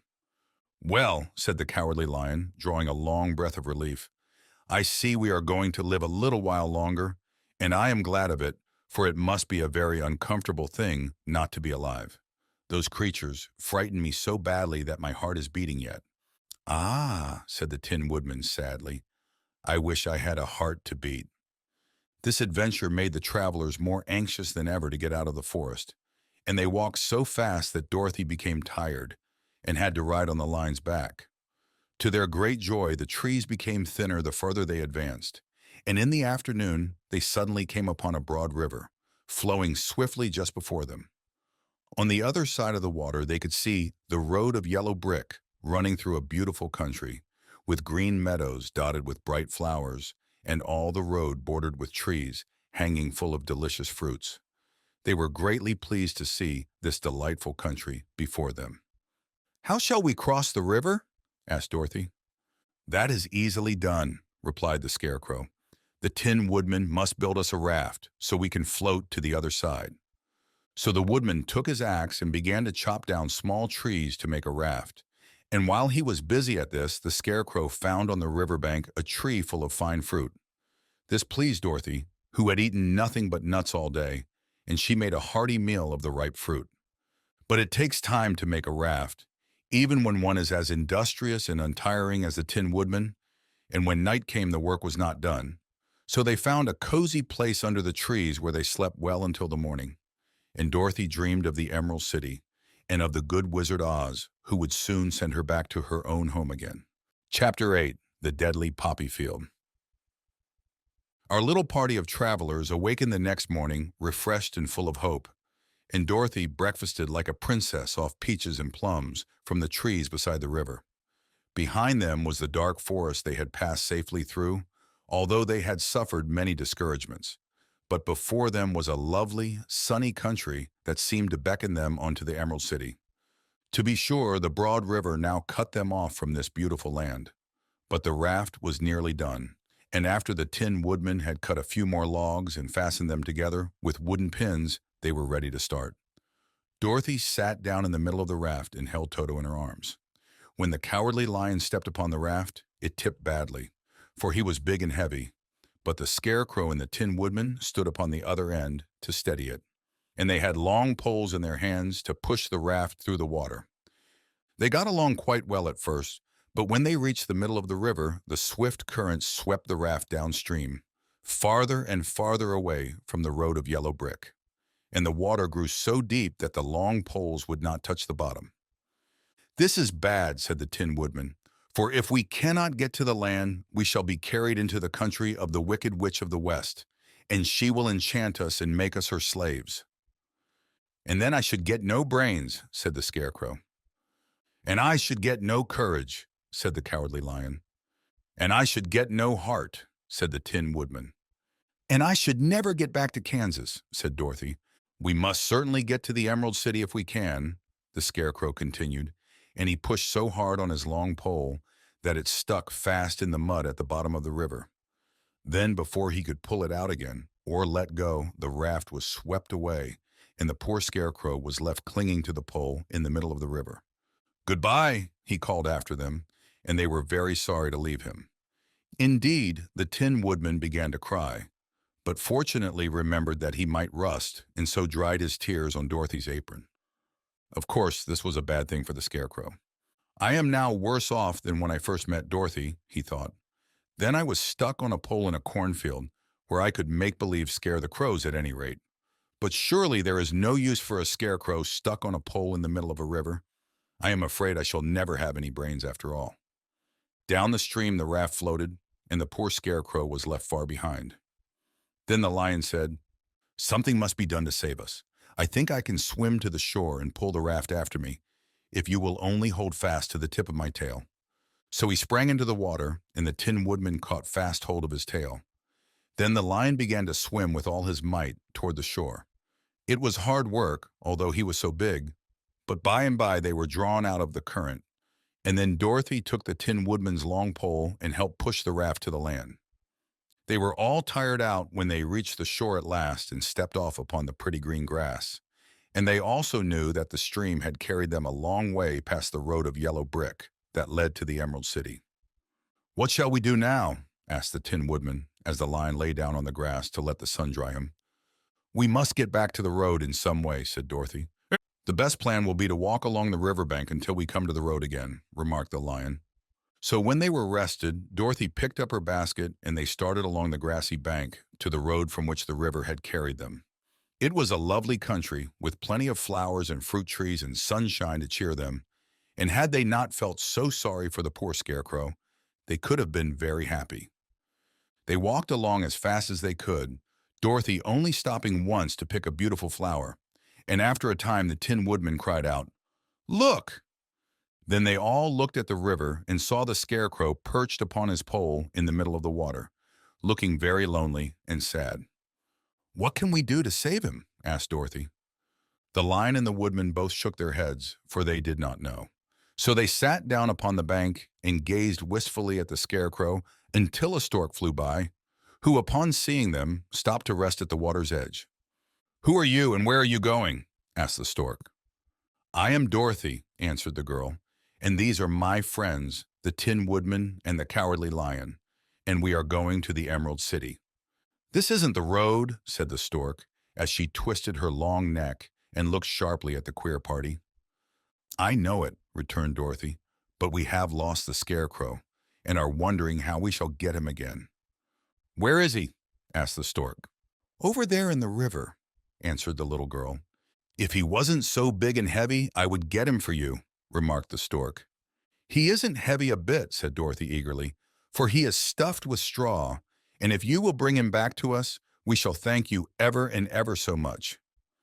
"Well, I'll try," said the stork, "but if I find he is too heavy to carry, I shall have to drop him in the river again." So the big bird flew into the air and over the water till she came to where the Scarecrow was perched upon his pole. Then the stork, with her great claws, grabbed the Scarecrow by the arm and carried him up into the air and back to the bank, where Dorothy and the Lion and the Tin Woodman and Toto were sitting. When the Scarecrow found himself among his friends again, he was so happy that he hugged them all, even the Lion and Toto, and as they walked along he sang "Tol-de-ri-de-o" at every step. He felt so gay. "I was afraid I should have to stay in the river forever," he said, "but the kind stork saved me, and if I ever get any brains I shall find the stork again and do her some kindness in return." "That's all right," said the stork, who was flying along beside them. I always like to help anyone in trouble, but I must go now, for my babies are waiting in the nest for me. I hope you will find the Emerald City and that Oz will help you." "Thank you," replied Dorothy, and then the kind stork flew into the air and was soon out of sight. They walked along listening to the singing of the brightly colored birds and looking at the lovely flowers which now became so thick that the ground was carpeted with them. There were big yellow and white and blue and purple blossoms, besides great clusters of scarlet poppies, which were so brilliant in color they almost dazzled Dorothy's eyes. "Aren't they beautiful?" the girl asked, as she breathed in the spicy scent of the bright flowers. "I suppose so," answered the Scarecrow. "When I have brains, I shall probably like them better. If I only had a heart, I should love them," added the Tin Woodman. "I always did like flowers," said the Lion. "They seem so helpless and frail. But there are none in the forest so bright as these." They now came upon more and more of the big scarlet poppies, and fewer of the other flowers. And soon they found themselves in the midst of a great meadow of poppies. Now it is well known that when there are many of these flowers together, their odor is so powerful that anyone who breathes it falls asleep. And if the sleeper is not carried away from the scent of the flowers, he sleeps on and on forever. But Dorothy did not know this, nor could she get away from the bright red flowers that were everywhere about. So presently her eyes grew heavy, and she felt she must sit down to rest and to sleep. But the Tin Woodman would not let her do this. "We must hurry and get back to the road of yellow brick before dark," he said, and the Scarecrow agreed with him. So they kept walking until Dorothy could stand no longer. Her eyes closed in spite of herself, and she forgot where she was and fell among the poppies, fast asleep. "What shall we do?" asked the Tin Woodman. "If we leave her here, she will die," said the Lion. "The smell of the flowers is killing us all. I myself can scarcely keep my eyes open, and the dog is asleep already." It was true, Toto had fallen down beside his little mistress, but the Scarecrow and the Tin Woodman, not being made of flesh, were not troubled by the scent of the flowers. "Run fast," said the Scarecrow to the Lion, "and get out of this deadly flower bed as soon as you can. We will bring the little girl with us. But if you should fall asleep, you are too big to be carried." So the Lion aroused himself and bounded forward as fast as he could go. In a moment he was out of sight. "Let us make a chair with our hands and carry her," said the Scarecrow. So they picked up Toto and put the dog in Dorothy's lap, and then they made a chair with their hands for the seat and their arms for the arms, and carried the sleeping girl between them through the flowers. On and on they walked, and it seemed that the great carpet of deadly flowers that surrounded them would never end. They followed the bend of the river, and at last came upon their friend the Lion, lying fast asleep among the poppies. The flowers had been too strong for the huge beast, and he had given up at last and fallen only a short distance from the end of the poppy bed, where the sweet grass spread in beautiful green fields before them. "We can do nothing for him," said the Tin Woodman sadly, "for he is much too heavy to lift. We must leave him here to sleep on forever, and perhaps he will dream that he has found courage at last." "I'm sorry," said the Scarecrow. "The Lion was a very good comrade for one so cowardly, but let us go on." They carried the sleeping girl to a pretty spot beside the river, far enough from the poppy field to prevent her breathing any more of the poison of the flowers, and here they laid her gently on the soft grass and waited for the fresh breeze to waken her. Chapter 9. The Queen of the Field Mice. "We cannot be far from the road of yellow brick now," remarked the Scarecrow as he stood beside the girl, "for we have come nearly as far as the river carried us away." The Tin Woodman was about to reply when he heard a low growl, and turning his head, which worked beautifully on hinges, he saw a strange beast come bounding over the grass toward them. It was indeed a great yellow wildcat, and the Woodman thought it must be chasing something, for its ears were lying close to its head, and its mouth was wide open, showing 2 rows of ugly teeth, while its red eyes glowed like balls of fire. As it came nearer, the Tin Woodman saw that running before the beast was a little gray field mouse, and although he had no heart, he knew it was wrong for the wildcat to try to kill such a pretty harmless creature. So the Woodman raised his axe, and as the wildcat ran by, he gave it a quick blow that cut the beast's head clean off from its body, and it rolled over at his feet in two pieces. The field mouse, now that it was freed from its enemy, stopped short, and coming slowly up to the woodman, it said in a squeaky little voice, "Oh, thank you. Thank you ever so much for saving my life." "Don't speak of it, I beg of you," replied the woodman. "I have no heart, you know, so I am careful to help all those who may need a friend, even if it happens to be only a mouse." "Only a mouse," cried the little animal indignantly. "Why, I am a queen, the queen of all the field mice." "Oh, indeed," said the woodman, making a bow. "Therefore you have done a great deed, as well as a brave one, in saving my life," added the queen. At that moment, several mice were seen running up as fast as their little legs could carry them, and when they saw their queen, they exclaimed, "Oh, your majesty, we thought you would be killed. How did you manage to escape the great wildcat?" They all bowed so low to the little queen that they almost stood upon their heads. "This funny tin man," she answered, "killed the wildcat and saved my life. So hereafter you must all serve him and obey his slightest wish." "We will!" cried all the mice in a shrill chorus, and then they scampered in all directions, for Toto had awakened from his sleep, and seeing all these mice around him, he gave one bark of delight and jumped right into the middle of the group. Toto had always loved to chase mice when he lived in Kansas, and he saw no harm in it. But the Tin Woodman caught the dog in his arms and held him tight, while he called to the mice, "Come back! Come back! Toto shall not hurt you." At this, the queen of the mice stuck her head out from underneath a clump of grass and asked in a timid voice, "Are you sure he will not bite us?" "I will not let him," said the woodman, "so do not be afraid." One by one the mice came creeping back, and Toto did not bark again, although he tried to get out of the woodman's arms and would have bitten him had he not known very well he was made of tin. Finally, one of the biggest mice spoke. "Is there anything we can do," it asked, "to repay you for saving the life of our queen?" "Nothing that I know of," answered the woodman.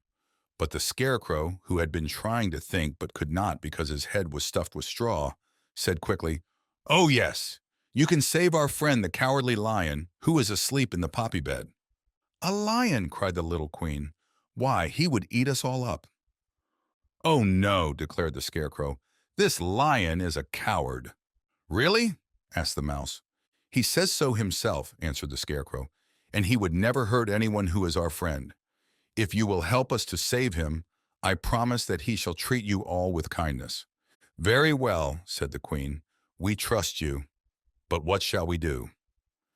"Are there many of these mice which call you queen and are willing to obey you?" "Oh yes, there are thousands," she replied. "Then send for them all to come here as soon as possible, and let each one bring a long piece of string."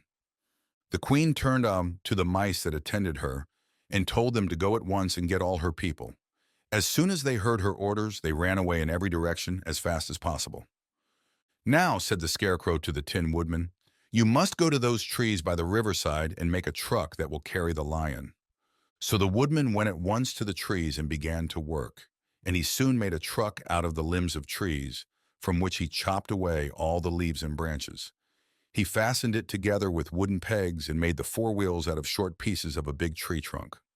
So fast and so well did he work that by the time the mice began to arrive, the truck was all ready for them.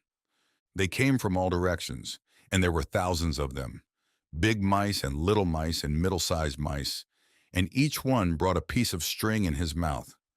It was about this time that Dorothy woke from her long sleep and opened her eyes. She was greatly astonished to find herself lying upon the grass, with thousands of mice standing around and looking at her timidly. But the scarecrow told her about everything, and turning to the dignified little mouse, he said, "Permit me to introduce to you Her Majesty, the Queen." Dorothy nodded gravely, and the Queen made a curtsy, after which she became quite friendly with the little girl. The scarecrow and the woodman now began to fasten the mice to the truck, using the strings they had brought.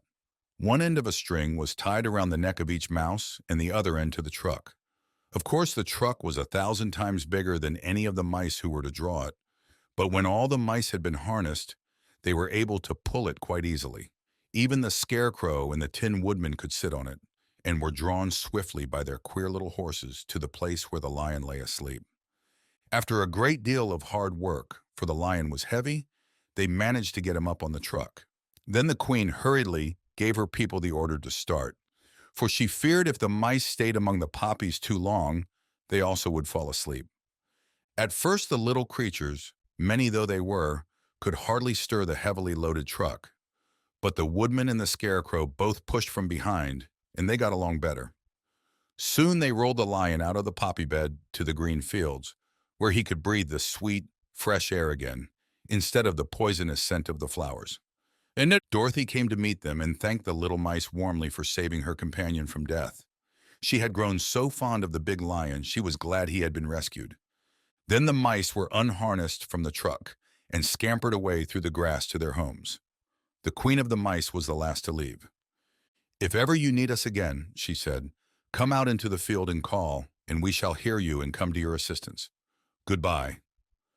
"Goodbye," they all answered, and away the queen ran, while Dorothy held Toto tightly lest he should run after her and frighten her. After this they sat down beside the lion until he should awaken, and the scarecrow brought Dorothy some fruit from a tree nearby, which she ate for her dinner. Chapter 10. The Guardian of the Gate. It was some time before the cowardly lion awakened, for he had lain among the poppies a long while, breathing in their deadly fragrance. But when he did open his eyes and roll off the truck, he was very glad to find himself still alive. "I ran as fast as I could," he said, sitting down and yawning. "But the flowers were too strong for me. How did you get me out?" Then they told him of the field mice, and how they had generously saved him from death. And the cowardly lion laughed and said, "I have always thought myself very big and terrible, yet such little things as flowers came near to killing me, and such small animals as mice have saved my life. How strange it all is! But comrades, what shall we do now?" "We must journey on until we find the road of yellow brick again," said Dorothy, "and then we can keep on to the Emerald City." So the lion being fully refreshed and feeling quite himself again, they all started upon the journey, greatly enjoying the walk through the soft, fresh grass. And it was not long before they reached the road of yellow brick and turned again toward the Emerald City where the great Oz dwelt. The road was smooth and well paved now, and the country about was beautiful, so that the travelers rejoiced in leaving the forest far behind, and with it the many dangers they had met in its gloomy shades. Once more they could see fences built beside the road, but these were painted green, and when they came to a small house in which a farmer evidently lived, that also was painted green. They passed by several of these houses during the afternoon, and sometimes people came to the doors and looked at them as if they would like to ask questions. But no one came near them, nor spoke to them because of the great lion, of which they were very much afraid. The people were all dressed in clothing of a lovely emerald green color, and wore peaked hats like those of the Munchkins. "This must be the land of Oz," said Dorothy, "and we are surely getting near the Emerald City."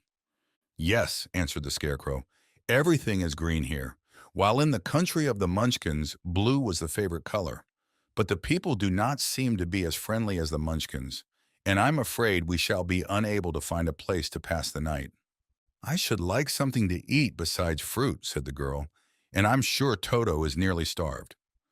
Let us stop at the next house and talk to the people." So when they came to a good-sized farmhouse, Dorothy walked boldly up to the door and knocked. A woman opened it just far enough to look out and said, "What do you want, child, and why is that great lion with you?" "We wish to pass the night with you, if you will allow us," answered Dorothy, "and the lion is my friend and comrade, and would not hurt you for the world." "Is he tame?" asked the woman, opening the door a little wider. "Oh, yes," said the girl, "and he is a great coward, too. He will be more afraid of you than you are of him." "Well," said the woman, after thinking it over and taking another peep at the lion, "if that is the case, you may come in, and I will give you some supper and a place to sleep." So they all entered the house, where there were, besides the woman, 2 children and a man. The man had hurt his leg and was lying on the couch in a corner. They seemed greatly surprised to see so strange a company, and while the woman was busy laying the table, the man asked, "Where are you all going?" "To the Emerald City," said Dorothy, "to see the great Oz." "Oh, indeed!" exclaimed the man. "Are you sure that Oz will see you?" "Why not?" she replied. "Why, it is said that he never lets anyone come into his presence. I have been to the Emerald City many times. and it is a beautiful and wonderful place. But I have never been permitted to see the Great Oz, nor do I know of any living person who has seen him." "Does he never go out?" asked the Scarecrow. "Never. He sits day after day in the great throne room of his palace, and even those who wait upon him do not see him face to face." "What is he like?" asked the girl. "That is hard to tell," said the man thoughtfully. "You see, Oz is a great wizard and can take on any form he wishes, so that some say he looks like a bird, and some say he looks like an elephant, and some say he looks like a cat. To others he appears as a beautiful fairy, or a brownie, or in any other form that pleases him. But who the real Oz is when he is in his own form, no living person can tell." "That is very strange," said Dorothy, "but we must try in some way to see him, or we shall have made our journey for nothing." "Why do you wish to see the terrible Oz?" asked the man. "I want him to give me some brains," said the Scarecrow eagerly. "Oh, Oz could do that easily enough," declared the man. "He has more brains than he needs." "And I want him to give me a heart," said the Tin Woodman. "That will not trouble him," continued the man, "for Oz has a large collection of hearts of all sizes and shapes." "And I want him to give me courage," said the Cowardly Lion. "Oz keeps a great pot of courage in his throne room," said the man, "which he has covered with a golden plate to keep it from running over. He will be glad to give you some." "And I want him to send me back to Kansas," said Dorothy. "Where is Kansas?" asked the man with surprise. "I don't know," replied Dorothy sorrowfully, "but it is my home, and I'm sure it's somewhere." "Very likely. Well, Oz can do anything, so I suppose he will find Kansas for you. But first you must get to see him, and that will be a hard task, for the great wizard does not like to see anyone, and he usually has his own way. But what do you want?" he continued, speaking to Toto. Toto only wagged his tail, for, strange to say, he could not speak. The woman now called to them that supper was ready, so they gathered around the table, and Dorothy ate some delicious porridge and a dish of scrambled eggs and a plate of nice white bread, and enjoyed her meal. The lion ate some of the porridge, but did not care for it, saying it was made from oats, and oats were food for horses, not for lions. The Scarecrow and the Tin Woodman ate nothing at all. Toto ate a little of everything, and was glad to get a good supper again. The woman now gave Dorothy a bed to sleep in, and Toto lay down beside her, while the lion guarded the door of her room, so she might not be disturbed. The Scarecrow and the Tin Woodman stood up in a corner and kept quiet all night, although, of course, they could not sleep. The next morning, as soon as the sun was up, they started on their way, and soon saw a beautiful green glow in the sky just before them. "That must be the Emerald City," said Dorothy. As they walked on, the green glow became brighter and brighter, and it seemed that at last they were nearing the end of their travels. Yet it was afternoon before they came to the great wall that surrounded the city. It was high and thick and of a bright green color. In front of them, and at the end of the road of yellow brick, was a big gate, all studded with emeralds that glittered so in the sun that even the painted eyes of the Scarecrow were dazzled by their brilliancy. There was a bell beside the gate, and Dorothy pushed the button and heard a silvery tinkle sound within. Then the big gate swung slowly open, and they all passed through and found themselves in a high arched room, the walls of which glistened with countless emeralds. Before them stood a little man about the same size as the Munchkins. He was clothed all in green, from his head to his feet, and even his skin was of a greenish tint. At his side was a large green box. When he saw Dorothy and her companions, the man asked, "What do you wish in the Emerald City?" "We came here to see the Great Oz," said Dorothy. The man was so surprised at this answer that he sat down to think it over. "It has been many years since anyone asked me to see Oz," he said, shaking his head in perplexity. "He is powerful and terrible, and if you come on an idle or foolish errand to bother the wise reflections of the great wizard, he might be angry and destroy you all in an instant." "But it is not a foolish errand, nor an idle one," replied the Scarecrow. "It is important, and we have been told that Oz is a good wizard." "So he is," said the Green Man, "and he rules the Emerald City wisely and well. But to those who are not honest or who approach him from curiosity, he is most terrible, and few have ever dared ask to see his face." I am the guardian of the gates, and since you demand to see the great Oz, I must take you to his palace. But first you must put on the spectacles." "Why?" asked Dorothy. "Because if you did not wear spectacles, the brightness and glory of the Emerald City would blind you. Even those who live in the city must wear spectacles night and day. They are all locked on, for Oz so ordered it when the city was first built, and I have the only key that will unlock them." He opened the big box, and Dorothy saw that it was filled with spectacles of every size and shape.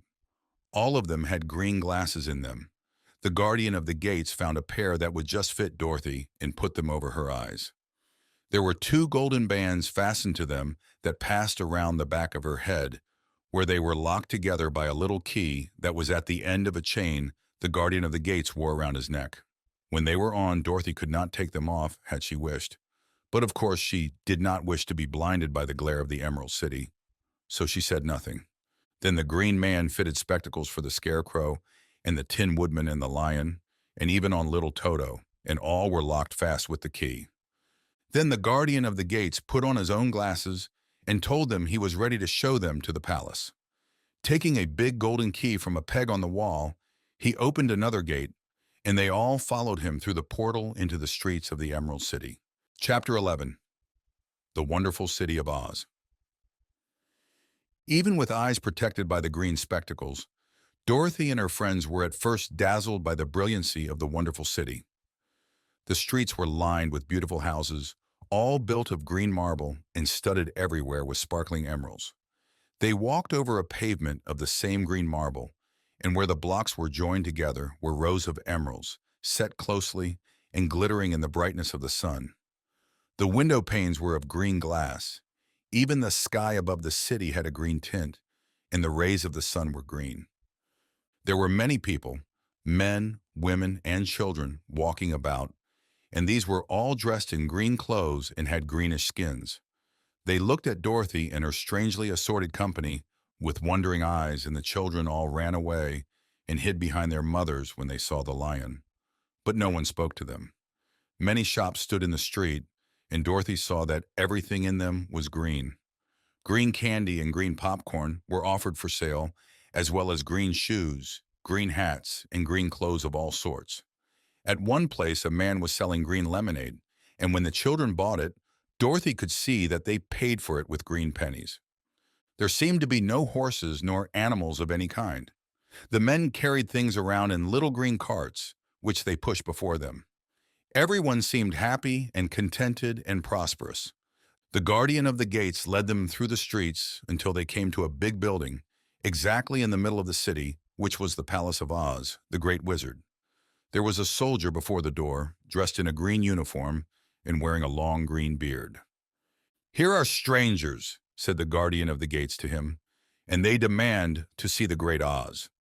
"Step inside," answered the soldier, "and I will carry your message to him." So they passed through the palace gates and were led into a big room with a green carpet and lovely green furniture set with emeralds. The soldier made them all wipe their feet upon a green mat before entering this room, and when they were seated, he said politely, "Please make yourselves comfortable while I go to the door of the throne room and tell Oz you are here." They had to wait a long time before the soldier returned. When at last he came back, Dorothy asked, "Have you seen Oz?" "Oh, no," returned the soldier. "I have never seen him, but I spoke to him as he sat behind his screen and gave him your message. He said he will grant you an audience, if you so desire, but each one of you must enter his presence alone, and he will admit but one each day. Therefore, as you must remain in the palace for several days, I will have you shown to rooms where you may rest in comfort after your journey." "Thank you," replied the girl. "That is very kind of Oz." The soldier now blew upon a green whistle, and at once a young girl, dressed in a pretty green silk gown, entered the room. She had lovely green hair and green eyes, and she bowed low before Dorothy as she said, "Follow me and I will show you your room." So Dorothy said goodbye to all her friends except Toto, and taking the dog in her arms, followed the green girl through 7 passages and up 3 flights of stairs until they came to a room at the front of the palace. It was the sweetest little room in the world, with a soft, comfortable bed that had sheets of green silk and a green velvet counterpane. There was a tiny fountain in the middle of the room, that shot a spray of green perfume into the air, to fall back into a beautifully carved green marble basin. Beautiful green flowers stood in the windows, and there was a shelf with a row of little green books. When Dorothy had time to open these books, she found them full of queer green pictures that made her laugh. They were so funny. In a wardrobe were many green dresses made of silk and satin and velvet, and all of them fitted Dorothy exactly. "Make yourself perfectly at home," said the green girl, "and if you wish for anything, ring the bell. Oz will send for you tomorrow morning." She left Dorothy alone and went back to the others. These she also led to rooms, and each one of them found himself lodged in a very pleasant part of the palace. Of course, this politeness was wasted on the Scarecrow, for when he found himself alone in his room, he stood stupidly in one spot, just within the doorway to wait till morning. It would not rest him to lie down, and he could not close his eyes. So he remained all night staring at a little spider which was weaving its web in a corner of the room, just as if it were not one of the most wonderful rooms in the world. The Tin Woodman lay down on his bed from force of habit, for he remembered when he was made of flesh, but not being able to sleep, he passed the night moving his joints up and down to make sure they kept in good working order. The Lion would have preferred a bed of dried leaves in the forest, and did not like being shut up in a room.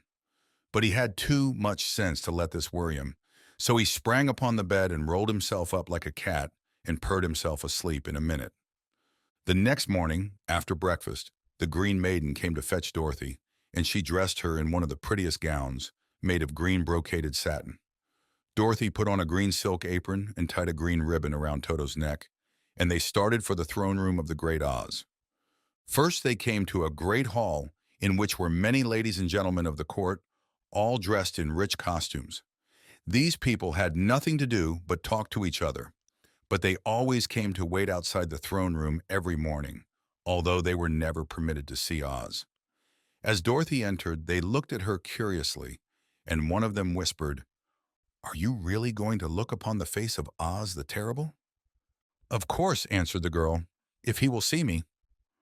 "Oh, he will see you," said the soldier who had taken her message to the wizard, "although he does not like to have people ask to see him. Indeed, at first he was angry and said I should send you back where you came from. Then he asked me what you looked like, and when I mentioned your silver shoes, he was very much interested. At last I told him about the mark upon your forehead, and he decided he would admit you to his presence." Just then a bell rang, and the green girl said to Dorothy, "That is the signal. You must go into the throne room alone." She opened a little door, and Dorothy walked boldly through and found herself in a wonderful place. It was a big round room with a high arched roof, and the walls and ceiling and floor were covered with large emeralds set closely together. In the center of the roof was a great light, as bright as the sun, which made the emeralds sparkle in a wonderful manner. But what interested Dorothy most was the big throne of green marble that stood in the middle of the room. It was shaped like a chair and sparkled with gems, as did everything else.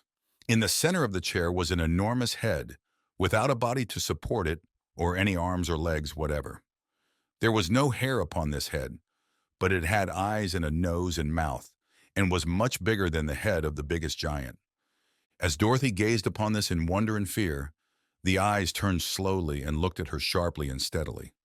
Then the mouth moved, and Dorothy heard a voice say, "I am Oz, the great and terrible. Who are you, and why do you seek me?" It was not such an awful voice as she had expected to come from the big head, so she took courage and answered, "I am Dorothy, the small and meek. I have come to you for help." The eyes looked at her thoughtfully for a full minute. Then said the voice, "Where did you get the silver shoes?" "I got them from the Wicked Witch of the East, when my house fell on her and killed her," she replied. "Where did you get the mark upon your forehead?" continued the voice. "That is where the Good Witch of the North kissed me when she bade me goodbye and sent me to you," said the girl. Again the eyes looked at her sharply, and they saw she was telling the truth. Then Oz asked, "What do you wish me to do?" "Send me back to Kansas, where my Aunt Em and Uncle Henry are," she answered earnestly. "I don't like your country, although it is so beautiful, and I am sure Aunt Em will be dreadfully worried over my being away so long." The eyes winked 3 times, and then they turned up to the ceiling and down to the floor and rolled around so queerly that they seemed to see every part of the room. And at last they looked at Dorothy again. "Why should I do this for you?" asked Oz. "Because you are strong and I am weak. Because you are a great wizard and I am only a little girl." "But you were strong enough to kill the Wicked Witch of the East," said Oz. "That just happened," returned Dorothy simply. "I could not help it." "Well," said the head, "I will give you my answer. You have no right to expect me to send you back to Kansas unless you do something for me in return. In this country, everyone must pay for everything he gets. If you wish me to use my magic power to send you home again, you must do something for me first. Help me, and I will help you." "What must I do?" asked the girl. "Kill the Wicked Witch of the West," answered Oz. "But I cannot," exclaimed Dorothy, greatly surprised. "You killed the Witch of the East and you wear the silver shoes, which bear a powerful charm. There is now but one Wicked Witch left in all this land, and when you can tell me she is dead, I will send you back to Kansas, but not before." The little girl began to weep. She was so much disappointed, and the eyes winked again and looked upon her anxiously, as if the great Oz felt that she could help him if she would. "I never killed anything willingly," she sobbed. "Even if I wanted to, how could I kill the Wicked Witch? If you, who are great and terrible, cannot kill her yourself, how do you expect me to do it?" "I do not know," said the head, "but that is my answer, and until the Wicked Witch dies, you will not see your uncle and aunt again. Remember that the witch is wicked, tremendously wicked, and ought to be killed. Now go, and do not ask to see me again until you have done your task." Sorrowfully, Dorothy left the throne room and went back where the lion and the scarecrow and the Tin Woodman were waiting to hear what Oz had said to her. "There is no hope for me," she said sadly, "for Oz will not send me home until I have killed the Wicked Witch of the West, and that I can never do." Her friends were sorry, but could do nothing to help her. So Dorothy went to her own room and lay down on the bed and cried herself to sleep. The next morning, the soldier with the green whiskers came to the scarecrow and said, "Come with me, for Oz has sent for you." So the scarecrow followed him and was admitted into the great throne room, where he saw, sitting in the emerald throne, a most lovely lady. She was dressed in green silk gauze and wore upon her flowing green locks a crown of jewels. Growing from her shoulders were wings, gorgeous in color and so light that they fluttered if the slightest breath of air reached them. When the scarecrow had bowed, as prettily as his straw stuffing would let him, before this beautiful creature, she looked upon him sweetly and said, "I am Oz, the great and terrible. Who are you and why do you seek me?" Now the scarecrow, who had expected to see the great head Dorothy had told him of, was much astonished. But he answered her bravely, "I am only a scarecrow stuffed with straw. Therefore I have no brains, and I come to you praying that you will put brains in my head instead of straw, so that I may become as much a man as any other in your dominions." "Why should I do this for you?" asked the lady. "Because you are wise and powerful, and no one else can help me," answered the scarecrow. "I never grant favors without some return," said Oz, "but this much I will promise. If you will kill for me the Wicked Witch of the West, I will bestow upon you a great many brains, and such good brains that you will be the wisest man in all the land of Oz." "I thought you asked Dorothy to kill the witch," said the scarecrow in surprise. "So I did. I don't care who kills her, but until she is dead I will not grant your wish. Now go and do not seek me again until you have earned the brains you so greatly desire." The scarecrow went sorrowfully back to his friends and told them what Oz had said, and Dorothy was surprised to find that the great wizard was not a head, as she had seen him, but a lovely lady. "All the same," said the scarecrow, "she needs a heart as much as the Tin Woodman." On the next morning the soldier with the green whiskers came to the Tin Woodman and said, "Oz has sent for you. Follow me." So the Tin Woodman followed him and came to the great throne room. He did not know whether he would find Oz a lovely lady or a head, but he hoped it would be the lovely lady. "For," he said to himself, "if it is the head, I am sure I shall not be given a heart, since a head has no heart of its own and therefore cannot feel for me. But if it is the lovely lady, I shall beg hard for a heart, for all ladies are themselves said to be kindly-hearted." But when the woodman entered the great throne room, he saw neither the head nor the lady, for Oz had taken the shape of a most terrible beast. It was nearly as big as an elephant, and the green throne seemed hardly strong enough to hold its weight. The beast had a head like that of a rhinoceros, only there were 5 eyes in its face. There were 5 long arms growing out of its body, and it also had 5 long, slim legs. Thick, woolly hair covered every part of it, and a more dreadful-looking monster could not be imagined. It was fortunate the Tin Woodman had no heart at that moment, for it would have beat loud and fast from terror. But being only tin, the Woodman was not at all afraid, although he was much disappointed. "I am Oz, the great and terrible," spoke the beast, in a voice that was one great roar. "Who are you, and why do you seek me? I am a woodman and made of tin, therefore I have no heart and cannot love. I pray you to give me a heart that I may be as other men are." "Why should I do this?" demanded the beast. "Because I ask it, and you alone can grant my request," answered the woodman. Oz gave a low growl at this, but said gruffly, "If you indeed desire a heart, you must earn it." "How?" asked the woodman. "Help Dorothy to kill the Wicked Witch of the West," replied the beast. "When the witch is dead, come to me, and I will then give you the biggest and kindest and most loving heart in all the land of Oz." So the Tin Woodman was forced to return sorrowfully to his friends and tell them of the terrible beast he had seen. They all wondered greatly at the many forms the great wizard could take upon himself. And the lion said, "If he is a beast when I go to see him, I shall roar my loudest and so frighten him that he will grant all I ask. And if he is the lovely lady, I shall pretend to spring upon her and so compel her to do my bidding. And if he is the great head, he will be at my mercy, for I will roll this head all about the room until he promises to give us what we desire. So be of good cheer, my friends, for all will yet be well." The next morning, the soldier with the green whiskers led the lion to the great throne room and bade him enter the presence of Oz. The lion at once passed through the door, and glancing around saw to his surprise that before the throne was a ball of fire, so fierce and glowing he could scarcely bear to gaze upon it. His first thought was that Oz had by accident caught on fire and was burning up.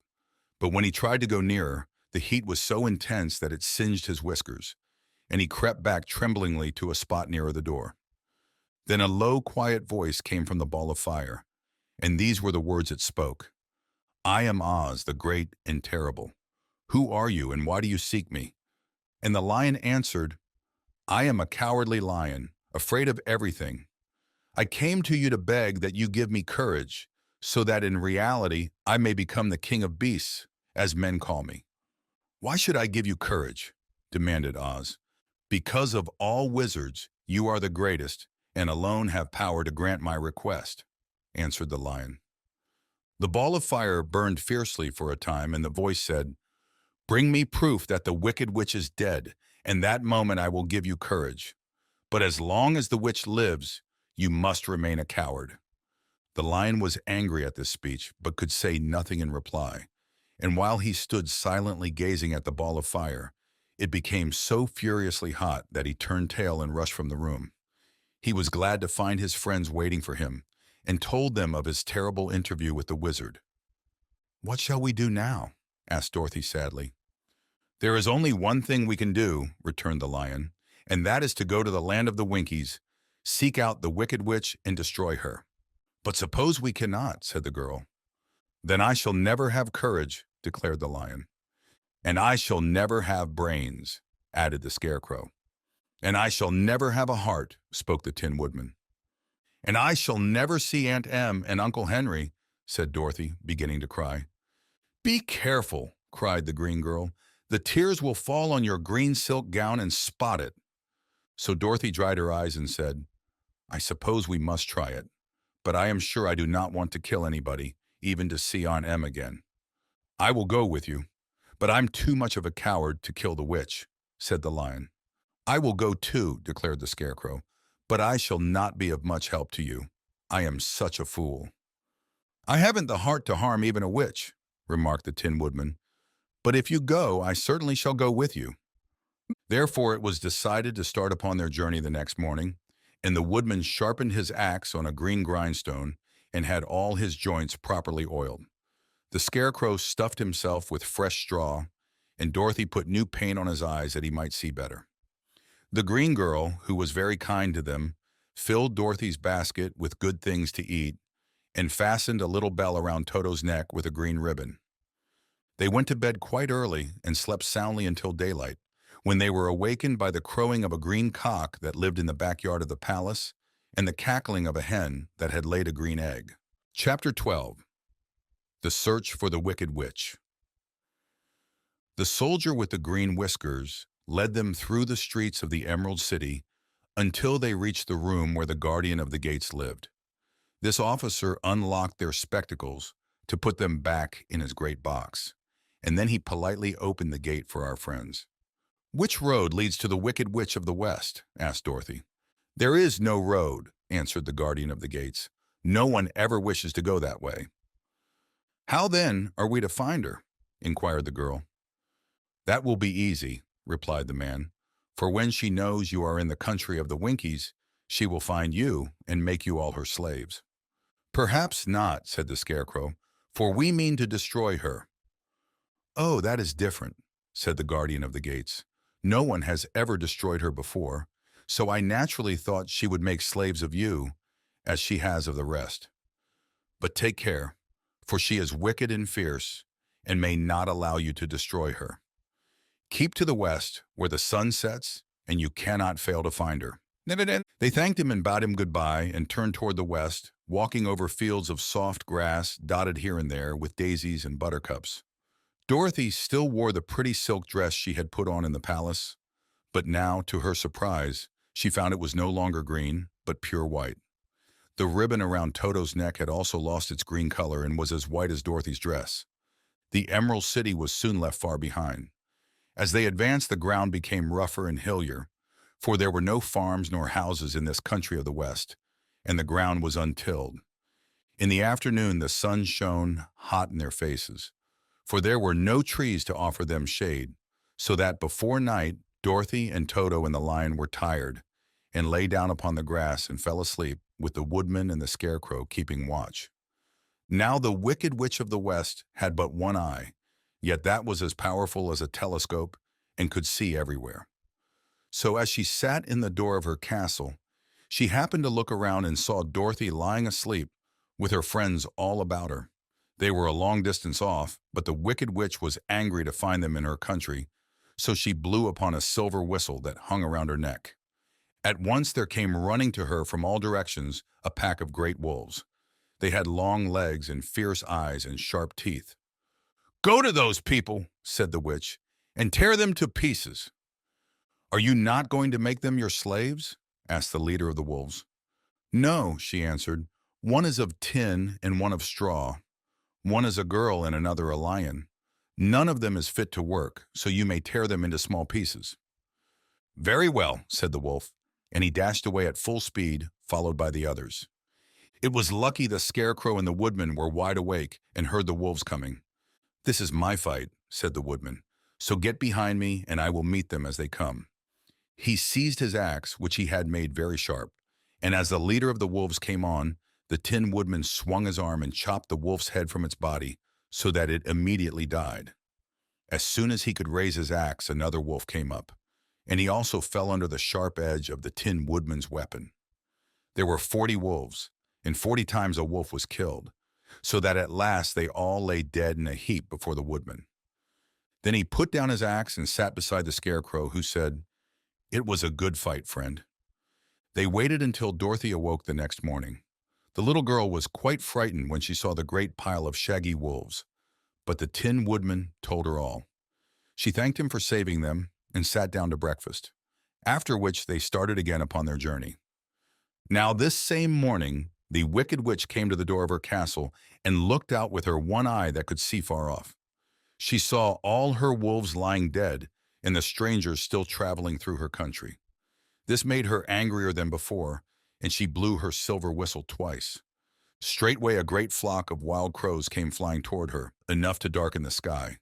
And the Wicked Witch said to the King Crow, "Fly at once to the strangers, peck out their eyes and tear them to pieces." The wild crows flew in one great flock toward Dorothy and her companions. When the little girl saw them coming, she was afraid. But the Scarecrow said, "This is my battle, so lie down beside me and you will not be harmed." So they all lay upon the ground except the Scarecrow, and he stood up and stretched out his arms. And when the crows saw him, they were frightened, as these birds always are by scarecrows, and did not dare to come any nearer. But the King Crow said, "It is only a stuffed man. I will peck his eyes out." The King Crow flew at the Scarecrow, who caught it by the head and twisted its neck until it died.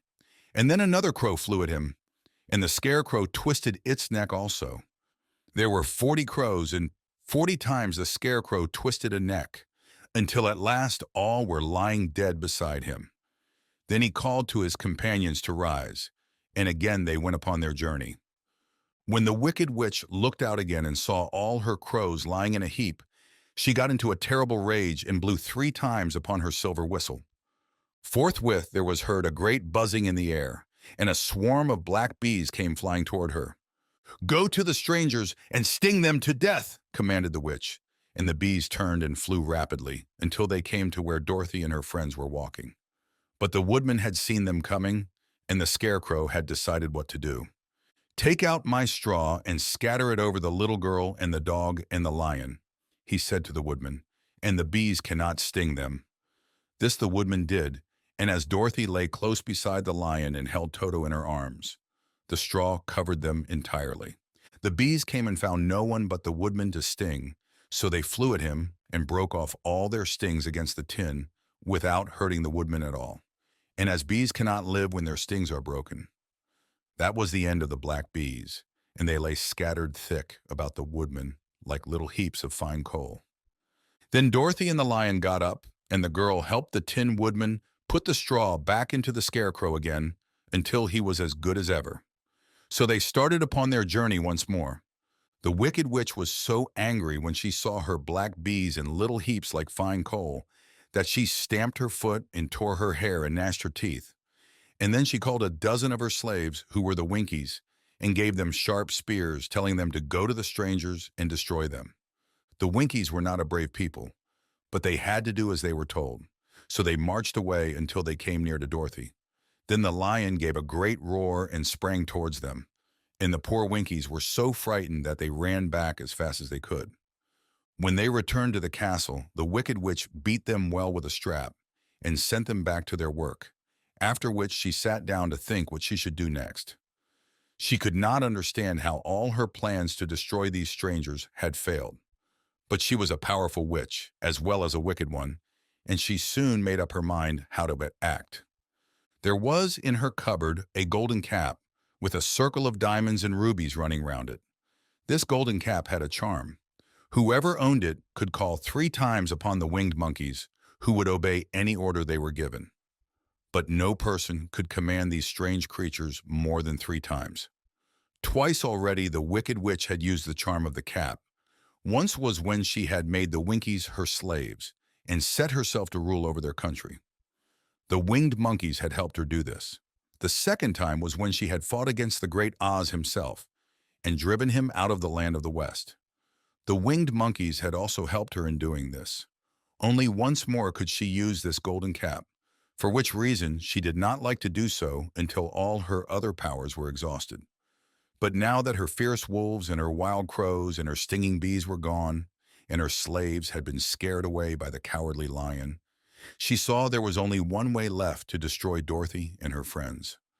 So the Wicked Witch took the golden cap from her cupboard and placed it upon her head.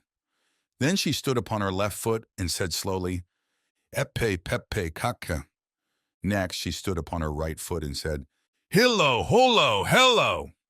After this she stood upon both feet and cried in a loud voice, "Zizi, zuzi, zik." Now the charm began to work. The sky was darkened, and a low rumbling sound was heard in the air.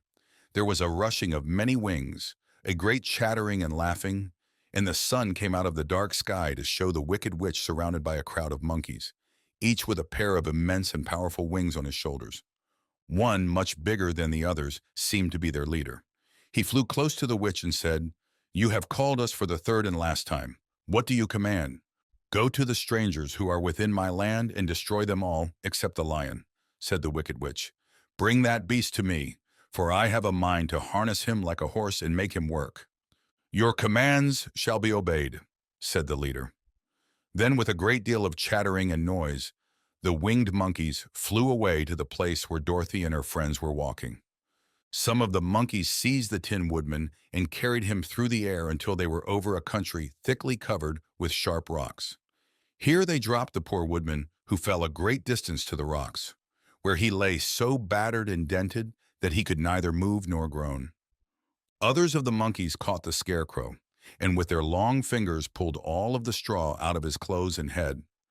They made his hat and boots and clothes into a small bundle and threw it into the top branches of a tall tree. The remaining monkeys threw pieces of stout rope around the lion and wound many coils about his body and head and legs until he was unable to bite or scratch or struggle in any way. Then they lifted him up and flew away with him to the witch's castle, where he was placed in a small yard with a high iron fence around it, so that he could not escape. But Dorothy they did not harm at all. She stood with Toto in her arms, watching the sad fate of her comrades and thinking it would soon be her turn. The leader of the winged monkeys flew up to her, his long, hairy arms stretched out and his ugly face grinning terribly. But he saw the mark of the good witch's kiss upon her forehead and stopped short, motioning the others not to touch her. "We dare not harm this little girl," he said to them, "for she is protected by the power of good, and that is greater than the power of evil. All we can do is to carry her to the castle of the wicked witch and leave her there."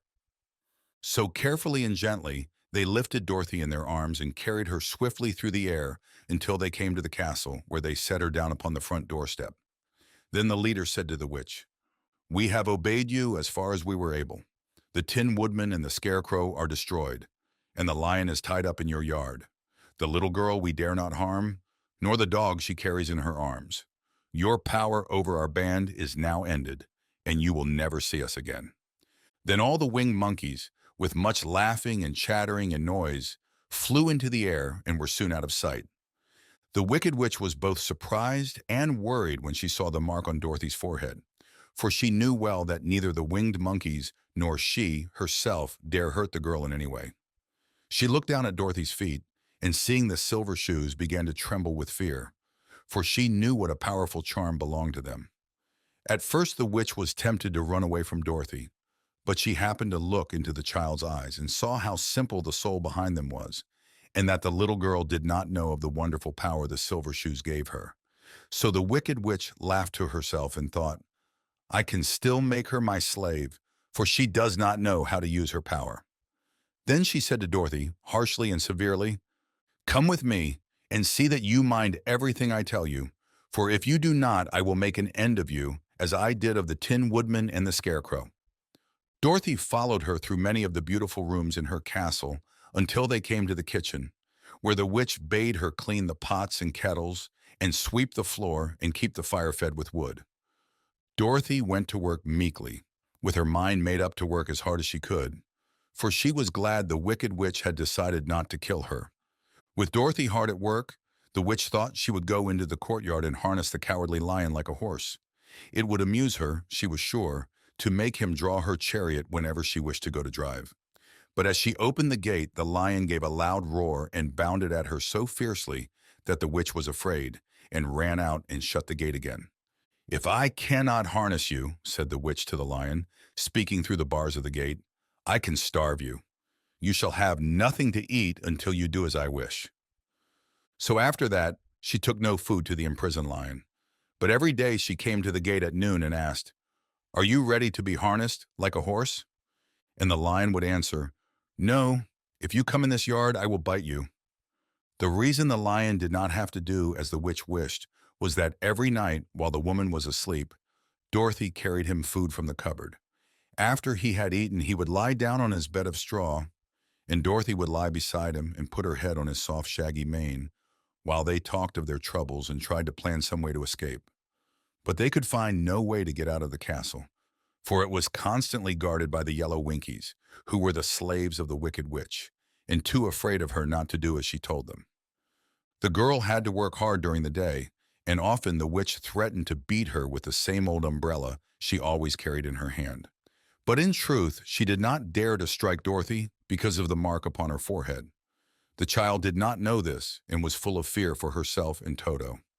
Once the witch struck Toto a blow with her umbrella, and the brave little dog flew at her and bit her leg in return. The witch did not bleed where she was bitten, for she was so wicked that the blood in her had dried up many years before. Dorothy's life became very sad as she grew to understand that it would be harder than ever to get back to Kansas and Aunt Em again. Sometimes she would cry bitterly for hours with Toto sitting at her feet and looking into her face, whining dismally to show how sorry he was for his little mistress. Toto did not really care whether he was in Kansas or the land of Oz, so long as Dorothy was with him, but he knew the little girl was unhappy, and that made him unhappy too. Now the wicked witch had a great longing to have for her own the silver shoes which the girl always wore.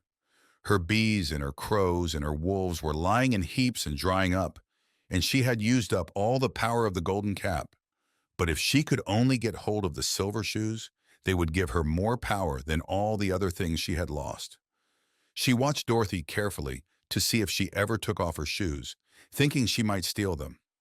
But the child was so proud of her pretty shoes that she never took them off except at night and when she took her bath.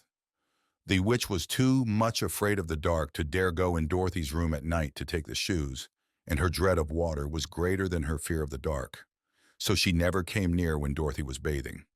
Indeed, the old witch never touched water, nor ever let water touch her in any way. But the wicked creature was very cunning, and she finally thought of a trick that would give her what she wanted. She placed a bar of iron in the middle of the kitchen floor, and then by her magic arts made the iron invisible to human eyes, so that when Dorothy walked across the floor, she stumbled over the bar, not being able to see it, and fell at full length. She was not much hurt, but in her fall one of the silver shoes came off, and before she could reach it, the witch had snatched it away and put it on her own skinny foot. The wicked woman was greatly pleased with the success of her trick, for as long as she had one of the shoes she owned half the power of their charm, and Dorothy could not use it against her, even had she known how to do so. The little girl, seeing she had lost one of her pretty shoes, grew angry and said to the witch, "Give me back my shoe." "I will not, Olar," retorted the witch, "for it is now my shoe and not yours." "You are a wicked creature," cried Dorothy. "You have no right to take my shoe from me." "I shall keep it just the same," said the witch, laughing at her, "and someday I shall get the other one from you too." This made Dorothy so very angry that she picked up the bucket of water that stood near and dashed it over the witch, wetting her from head to foot. Instantly, the wicked woman gave a loud cry of fear, and then, as Dorothy looked at her in wonder, the witch began to shrink and fall away. "See what you have done!" she screamed. "In a minute I shall melt away." "I'm very sorry indeed," said Dorothy, who was truly frightened to see the witch actually melting away like brown sugar before her very eyes. "Didn't you know water would be the end of me?" asked the witch in a wailing, despairing voice. "Of course not," answered Dorothy. "How should I?" "Well, in a few minutes I shall be all melted, and you will have the castle to yourself. I have been wicked in my day, but I never thought a little girl like you would ever be able to melt me and end my wicked deeds. Look out, here I go." With these words, the witch fell down in a brown, melted, shapeless mass and began to spread over the clean boards of the kitchen floor. Seeing that she had really melted away to nothing, Dorothy drew another bucket of water and threw it over the mess. She then swept it all out the door. After picking out the silver shoe, which was all that was left of the old woman, she cleaned and dried it with a cloth and put it on her foot again. Then, being at last free to do as she chose, she ran out to the courtyard to tell the lion that the wicked witch of the West had come to an end, and that they were no longer prisoners in a strange land. Chapter 13. The Rescue. The Cowardly Lion was much pleased to hear that the wicked witch had been melted by a bucket of water, and Dorothy at once unlocked the gate of his prison and set him free.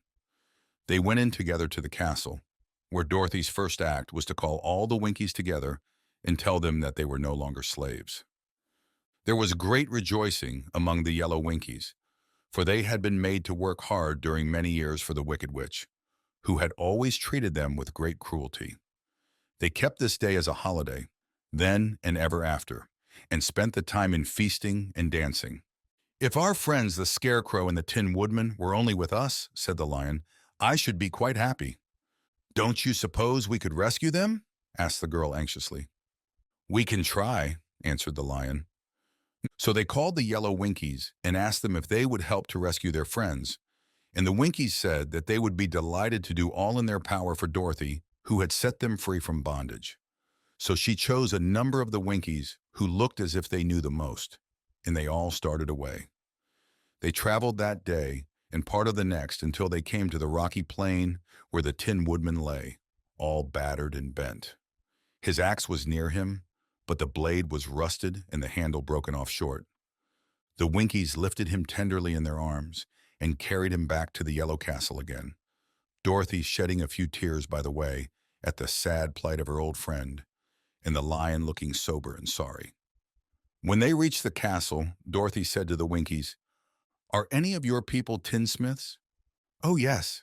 Some of us are very good tinsmiths," they told her. "Then bring them to me," she said. And when the tinsmiths came, bringing with them all their tools in baskets, she inquired, "Can you straighten out those dents in the Tin Woodman, and bend him back into shape again, and solder him together where he is broken?" The tinsmiths looked the Woodman over carefully, and then answered that they thought they could mend him so he would be as good as ever.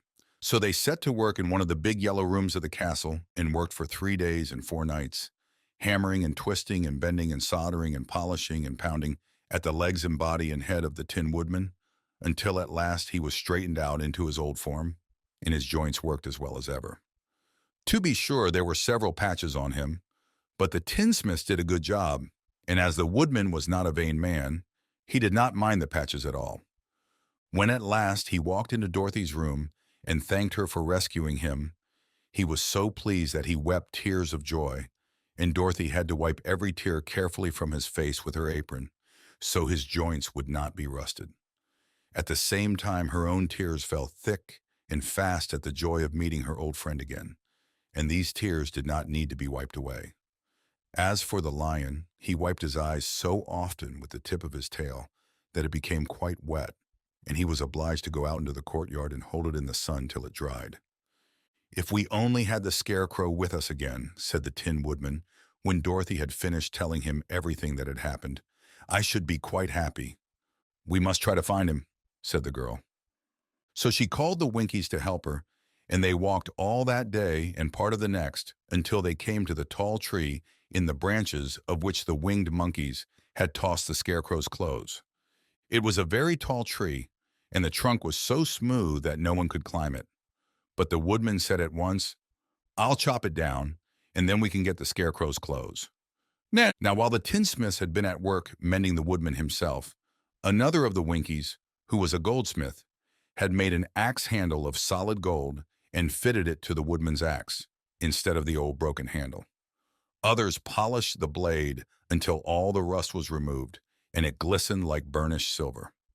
As soon as he had spoken, the Tin Woodman began to chop, and in a short time the tree fell over with a crash, whereupon the Scarecrow's clothes fell out of the branches and rolled off on the ground. Dorothy picked them up and had the Winkies carry them back to the castle, where they were stuffed with nice, clean straw. And behold, here was the Scarecrow, as good as ever, thanking them over and over again for saving him. Now that they were reunited, Dorothy and her friends spent a few happy days at the Yellow Castle, where they found everything they needed to make them comfortable. But one day the girl thought of Aunt Em and said, "We must go back to Oz and claim his promise." "Yes," said the Woodman, "at last I shall get my heart." "And I shall get my brains," added the Scarecrow joyfully. "And I shall get my courage," said the Lion thoughtfully. "And I shall get back to Kansas," cried Dorothy, clapping her hands. "Oh, let us start for the Emerald City tomorrow." This they decided to do. The next day they called the Winkies together and bade them goodbye. The Winkies were sorry to have them go, and they had grown so fond of the Tin Woodman that they begged him to stay and rule over them in the Yellow Land of the West. Finding they were determined to go, the Winkies gave Toto and the Lion each a golden collar, and to Dorothy they presented a beautiful bracelet studded with diamonds. And to the Scarecrow they gave a gold-headed walking stick to keep him from stumbling. And to the Tin Woodman they offered a silver oil can, inlaid with gold and set with precious jewels. Every one of the travelers made the Winkies a pretty speech in return, and all shook hands with them until their arms ached. Dorothy went to the witch's cupboard to fill her basket with food for the journey, and there she saw the golden cap. She tried it on her own head and found that it fitted her exactly. She did not know anything about the charm of the golden cap, but she saw that it was pretty, so she made up her mind to wear it and carry her sunbonnet in the basket. Then, being prepared for the journey, they all started for the Emerald City, and the Winkies gave them 3 cheers and many good wishes to carry with them. Chapter 14. The Winged Monkeys. You will remember there was no road, not even a pathway, between the castle of the Wicked Witch and the Emerald City. When the 4 travelers went in search of the witch, she had seen them coming, and so sent the winged monkeys to bring them to her. It was much harder to find their way back through the big fields of buttercups and yellow daisies than it was being carried. They knew, of course, they must go straight east, toward the rising sun, and they started off in the right way. But at noon, when the sun was over their heads, they did not know which was east and which was west, and that was the reason they were lost in the great fields. They kept on walking, however, and at night the moon came out and shone brightly. So they lay down among the sweet-smelling yellow flowers and slept soundly until morning, all but the Scarecrow and the Tin Woodman. The next morning the sun was behind a cloud, but they started on, as if they were quite sure which way they were going. "If we walk far enough," said Dorothy, "I am sure we shall sometime come to some place." But day by day passed away, and they still saw nothing before them but the scarlet fields. The Scarecrow began to grumble a bit. "We have surely lost our way," he said, "and unless we find it again in time to reach the Emerald City, I shall never get my brains." "Nor I my heart," declared the Tin Woodman. "It seems to me I can scarcely wait till I get to Oz, and you must admit this is a very long journey." "You see," said the Cowardly Lion with a whimper, "I haven't the courage to keep tramping forever without getting anywhere at all." Then Dorothy lost heart. She sat down on the grass and looked at her companions, and they sat down and looked at her, and Toto found that for the first time in his life, he was too tired to chase a butterfly that flew past his head. So he put out his tongue and panted and looked at Dorothy as if to ask what they should do next. "Suppose we call the field mice," she suggested. "They could probably tell us the way to the Emerald City." "To be sure they could," cried the Scarecrow. "Why didn't we think of that before?" Dorothy blew the little whistle she had always carried about her neck since the Queen of the Mice had given it to her. In a few minutes they heard the pattering of tiny feet, and many of the small gray mice came running up to her. Among them was the Queen herself, who asked in her squeaky little voice, "What can I do for my friends?" "We have lost our way," said Dorothy. "Can you tell us where the Emerald City is?" "Certainly," answered the Queen, "but it is a great way off, for you have had it at your backs all this time." Then she noticed Dorothy's golden cap and said, "Why don't you use the charm of the cap and call the winged monkeys to you? They will carry you to the City of Oz in less than an hour." "I didn't know there was a charm," answered Dorothy in surprise. "What is it?" "It is written inside the golden cap," replied the Queen of the Mice. "But if you are going to call the winged monkeys, we must run away, for they are full of mischief and think it great fun to plague us." "Won't they hurt me?" asked the girl anxiously. "Oh no, they must obey the wearer of the cap. Goodbye." And she scampered out of sight, with all the mice hurrying after her. Dorothy looked inside the golden cap and saw some words written upon the lining. These, she thought, must be the charm, so she read the directions carefully and put the cap upon her head. "Epe, pepe, kake," she said, standing on her left foot. "What did you say?" asked the Scarecrow, who did not know what she was doing. "Hillo, holo, hello," Dorothy went on, standing this time on her right foot. "Hello," replied the Tin Woodman calmly. "Zizzy, zoozy, zick," said Dorothy, who was now standing on both feet. This ended the saying of the charm, and they heard a great chattering and flapping of wings as the band of winged monkeys flew up to them. The king bowed low before Dorothy and asked, "What is your command?" "We wish to go to the Emerald City," said the child, "and we have lost our way." "We will carry you," replied the king, and no sooner had he spoken than two of the monkeys caught Dorothy in their arms and flew away with her. Others took the scarecrow and the woodman and the lion, and one little monkey seized Toto and flew after them, although the dog tried hard to bite him. The scarecrow and the tin woodman were rather frightened at first, for they remembered how badly the winged monkeys had treated them before. But they saw that no harm was intended, so they rode through the air quite cheerfully and had a fine time looking at the pretty gardens and woods far below them. Dorothy found herself riding easily between two of the biggest monkeys, one of them the king himself. They had made a chair of their hands and were careful not to hurt her. "Why do you have to obey the charm of the golden cap?" she asked. "That is a long story," answered the king with a winged laugh. "But as we have a long journey before us, I will pass the time by telling you about it, if you wish." "I shall be glad to hear it," she replied. "Once," began the leader, "we were a free people, living happily in the great forest, flying from tree to tree, eating nuts and fruit, and doing just as we pleased without calling anybody master. Perhaps some of us were rather too full of mischief at times, flying down to pull the tails of the animals that had no wings, chasing birds, and throwing nuts at the people who walked in the forest. But we were careless and happy and full of fun and enjoyed every minute of the day. This was many years ago, long before Oz came out of the clouds to rule over this land. There lived here then, away at the north, a beautiful princess who was also a powerful sorceress. All her magic was used to help the people, and she was never known to hurt anyone who was good. Her name was Gailette, and she lived in a handsome palace built from great blocks of ruby. Everyone loved her, but her greatest sorrow was that she could find no one to love in return, since all the men were much too stupid and ugly to mate with one so beautiful and wise. At last, however, she found a boy who was handsome and manly and wise beyond his years. Gailette made up her mind that when he grew to be a man, she would make him her husband. So she took him to her ruby palace and used all her magic powers to make him as strong and good and lovely as any woman could wish. When he grew to manhood, Quilala, as he was called, was said to be the best and wisest man in all the land, while his manly beauty was so great that Gailette loved him dearly and hastened to make everything ready for the wedding. My grandfather was at that time the king of the winged monkeys, which lived in the forest near Gailette's palace, and the old fellow loved a joke better than a good dinner. One day, just before the wedding, my grandfather was flying out with his Baum when he saw Quilala walking beside the river. He was dressed in a rich costume of pink silk and purple velvet, and my grandfather thought he would see what he could do.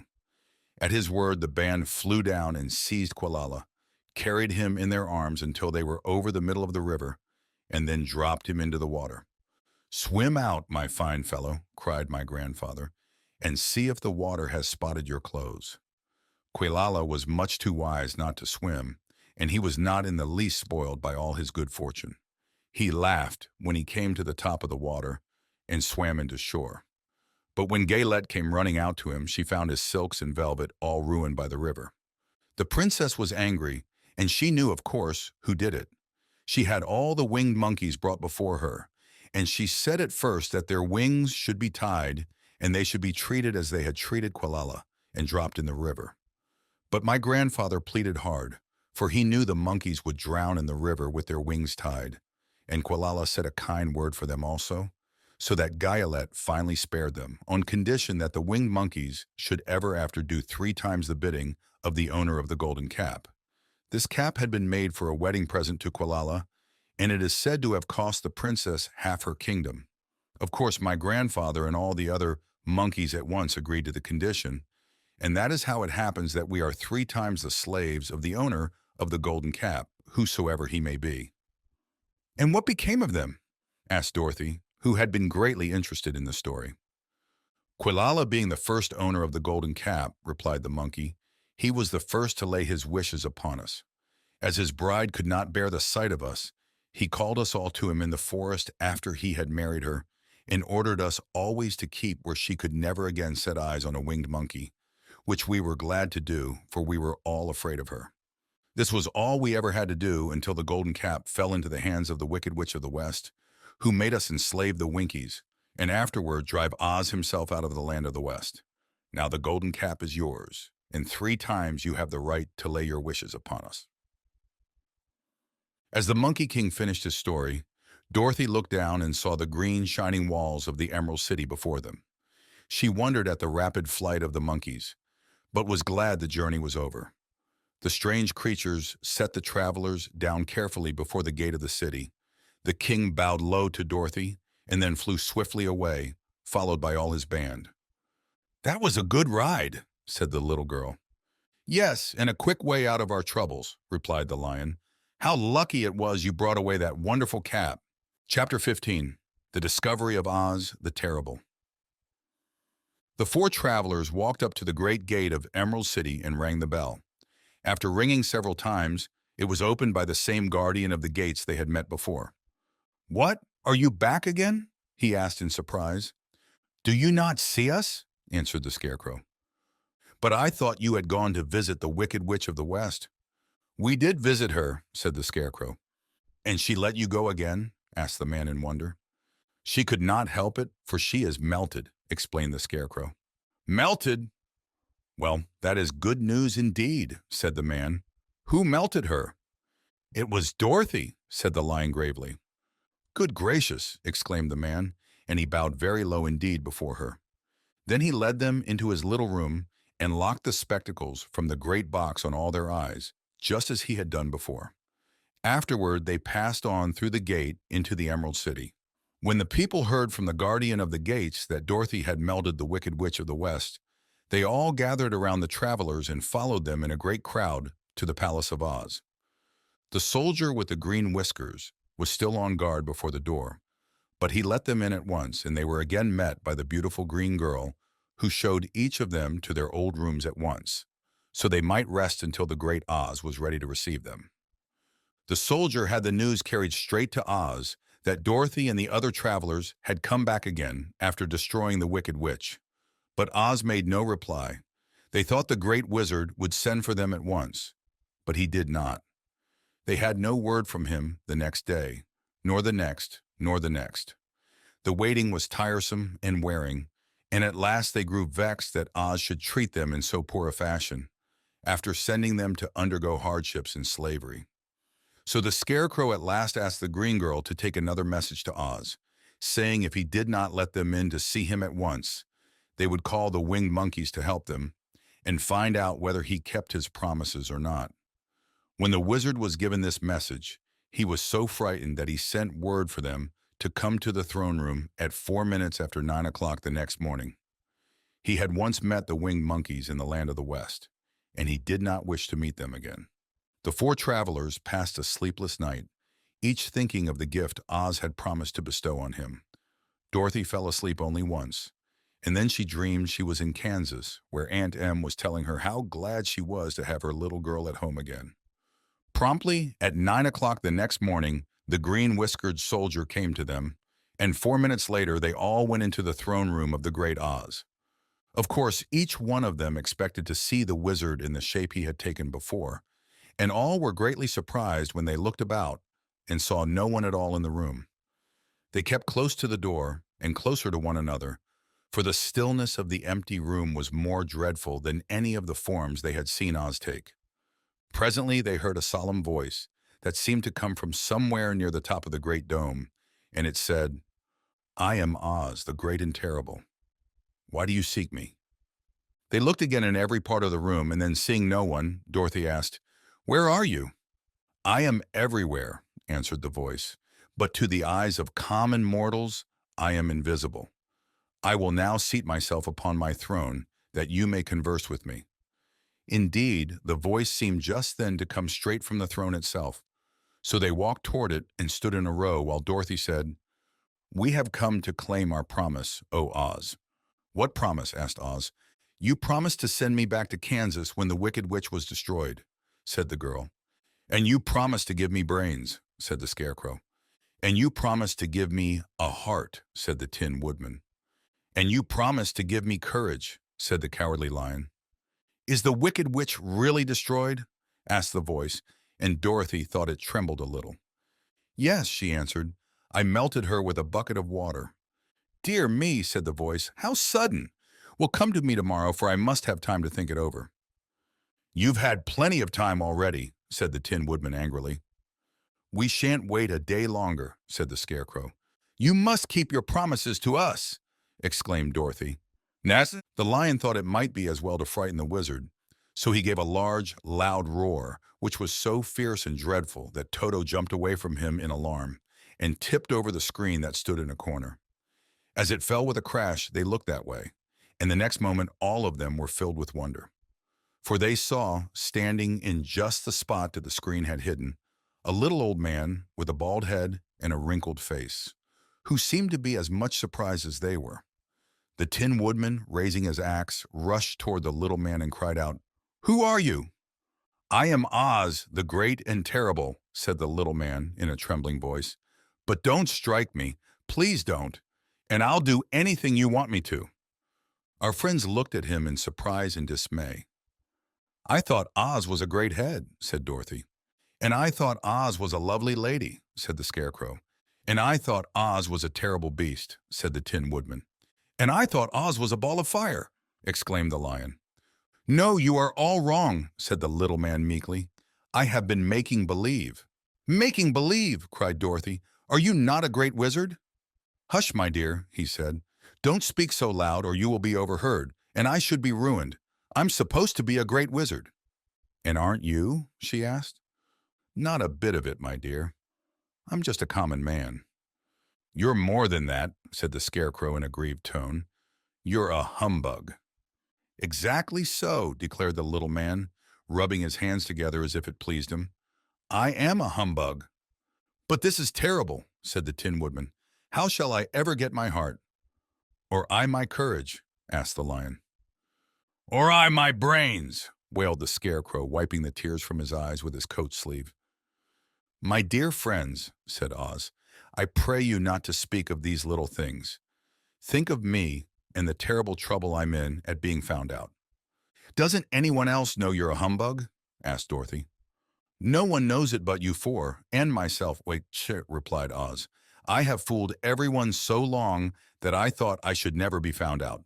It was a great mistake my ever letting you into the throne room. Usually I will not see even my subjects, and so they believe I am something terrible." "But I don't understand," said Dorothy in bewilderment. "How was it that you appeared to me as a great head?" "That was one of my tricks," answered Oz. "Step this way, please, and I will tell you all about it." He led the way to a small chamber in the rear of the throne room, and they all followed him. He pointed to one corner in which lay the great head, made out of many thicknesses of paper, and with a carefully painted face. "This I hung from the ceiling by a wire," said Oz. "I stood behind the screen and pulled a thread to make the eyes move and the mouth open." "But how about the voice?" she inquired. "Oh, I am a ventriloquist," said the little man. "I can throw the sound of my voice wherever I wish, so that you thought it was coming out of the head. Here are the other things I used to deceive you."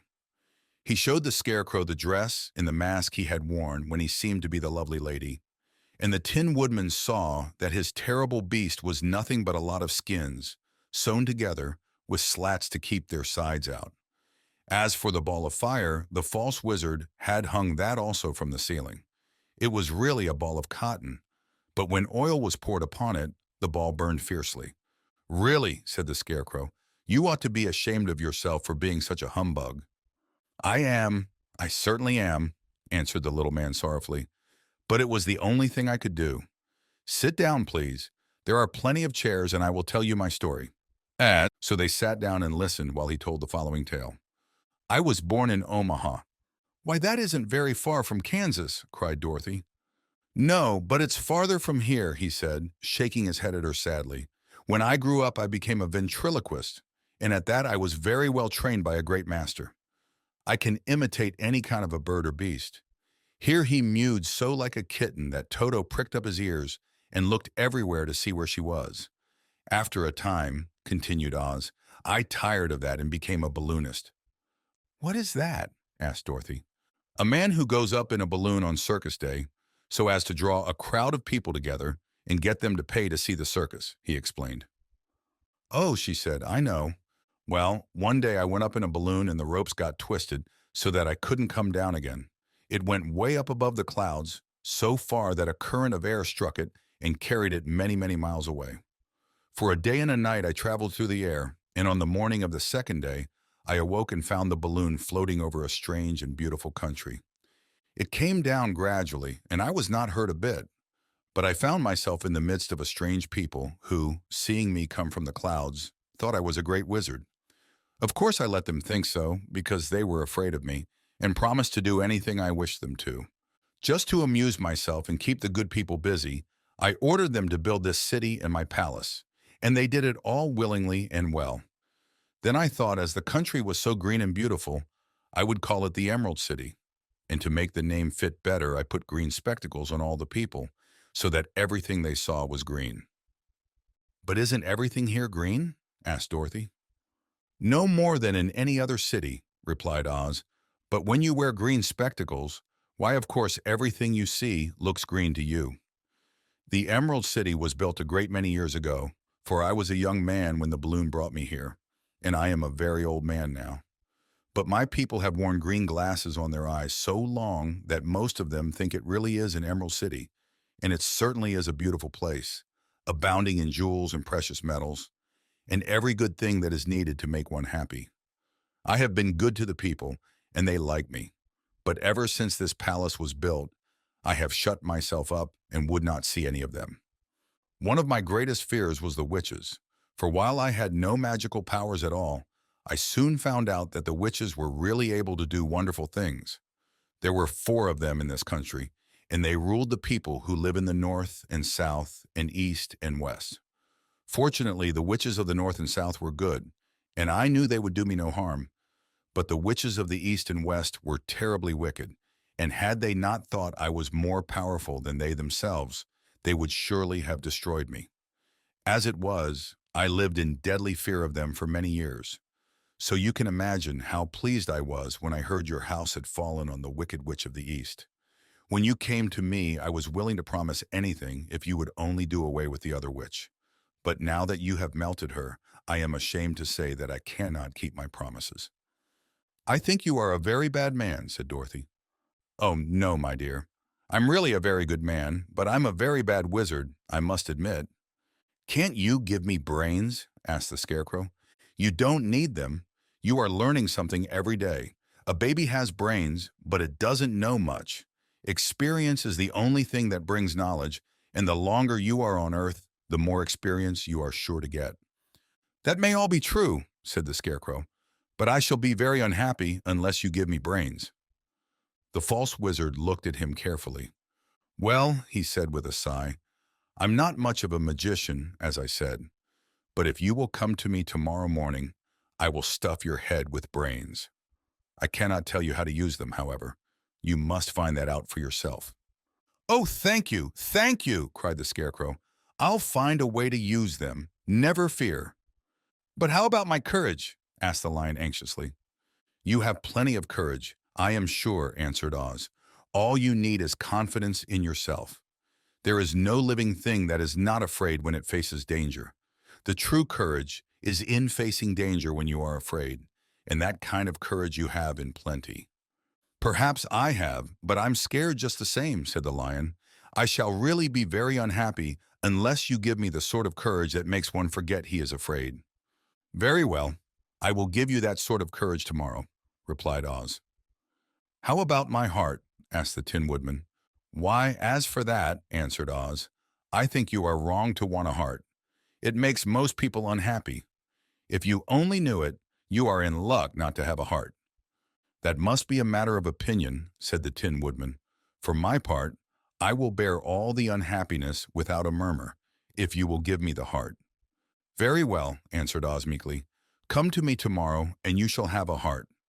I have played wizard for so many years that I may as well continue the part a little longer." "And now," said Dorothy, "how am I to get back to Kansas?" "We shall have to think about that," replied the little man. "Give me 2 or 3 days to consider the matter, and I'll try to find a way to carry you over the desert. In the meantime, you shall all be treated as my guests, and while you live in the palace, my people will wait upon you and obey your slightest wish." There is only one thing I ask in return for my help, such as it is. You must keep my secret and tell no one I am a humbug." They agreed to say nothing of what they had learned and went back to their rooms in high spirits. Even Dorothy had hoped that the great and terrible humbug, as she called him, would find a way to send her back to Kansas, and if he did, she was willing to forgive him everything. Chapter 16. The Magic Art of the Great Humbug. Next morning, the Scarecrow said to his friends, "Congratulate me. I am going to Oz to get my brains at last. When I return, I shall be as other men are." "I have always liked you as you were," said Dorothy simply. "It is kind of you to like a scarecrow," he replied, "but surely you will think more of me when you hear the splendid thoughts my new brain is going to turn out." Then he said goodbye to them all in a cheerful voice and went to the throne room, where he rapped upon the door. "Come in," said Oz. The Scarecrow went in and found the little man sitting down by the window, engaged in deep thought. "I have come for my brains," remarked the Scarecrow a little uneasily. "Oh yes, sit down in that chair, please," replied Oz. "You must excuse me for taking your head off, but I shall have to do it in order to put your brains in their proper place." "That's all right," said the Scarecrow. "You are quite welcome to take my head off, as long as it will be a better one when you put it on again." So the wizard unfastened his head and emptied out the straw. Then he entered the back room and took up a measure of bran, which he mixed with a great many pins and needles. Having shaken them together thoroughly, he filled the top of the Scarecrow's head with the mixture and stuffed the rest of the space with straw to hold it in place. When he had fastened the Scarecrow's head on his body again, he said to him, "Hereafter you will be a great man, for I have given you a lot of brand new brains." The Scarecrow was both pleased and proud at the fulfillment of his greatest wish, and having thanked Oz warmly, he went back to his friends. Dorothy looked at him curiously. His head was quite bulged out at the top with brains. "How do you feel?" she asked. "I feel wise indeed," he answered earnestly. "When I get used to my brains, I shall know everything." "Why are those needles and pins sticking out of your head?" asked the Tin Woodman. "That is proof that he is sharp," remarked the Lion. "Well, I must go to Oz and get my heart," said the Woodman. So he walked to the throne room and knocked at the door. "Come in," called Oz, and the Woodman entered and said, "I have come for my heart." "Very well," answered the little man, "but I shall have to cut a hole in your breast so I can put your heart in the right place. I hope it won't hurt you." "Oh no," answered the Woodman, "I shall not feel it at all." So Oz brought a pair of tinsmith's shears and cut a small, square hole in the left side of the Tin Woodman's breast. Then, going to a chest of drawers, he took out a pretty heart, made entirely of silk and stuffed with sawdust. "Isn't it a beauty?" he asked. "It is indeed," replied the Woodman, who was greatly pleased. "But is it a kind heart?" "Oh, very," answered Oz. He put the heart in the Woodman's breast and then replaced the square of tin, soldering it neatly together where it had been cut. "There," said he, "now you have a heart that any man might be proud of. I'm sorry I had to put a patch on your breast, but it really couldn't be helped." "Never mind the patch," exclaimed the happy Woodman. "I am very grateful to you, and shall never forget your kindness." "Don't speak of it," replied Oz. Then the Tin Woodman went back to his friends, who wished him every joy on account of his good fortune. The Lion now walked to the throne room and knocked at the door. "Come in," said Oz. "I have come for my courage," announced the Lion, entering the room.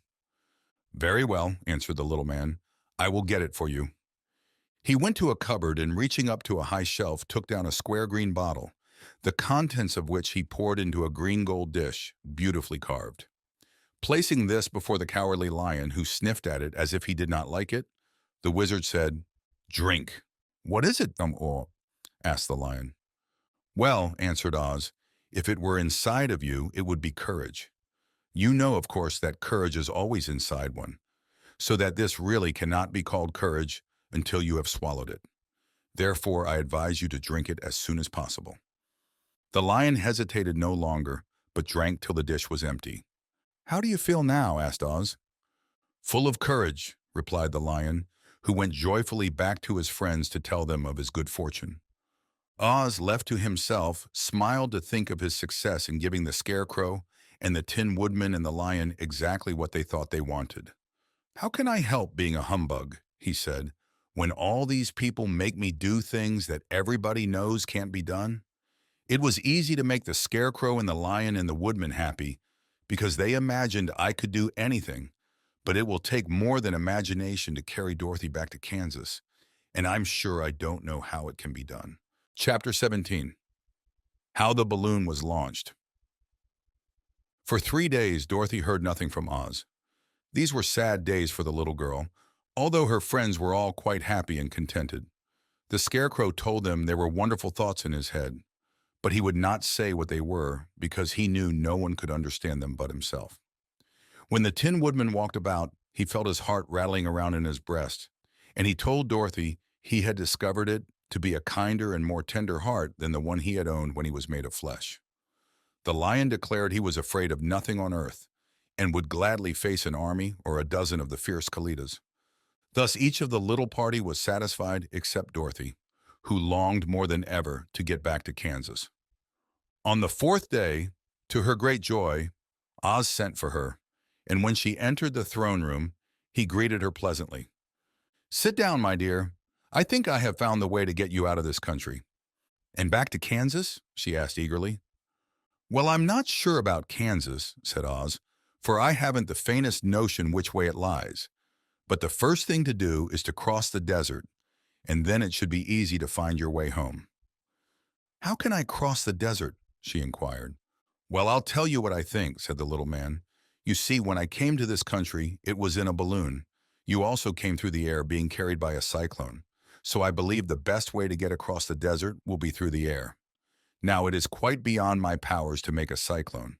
But I've been thinking the matter over, and I believe I can make a balloon."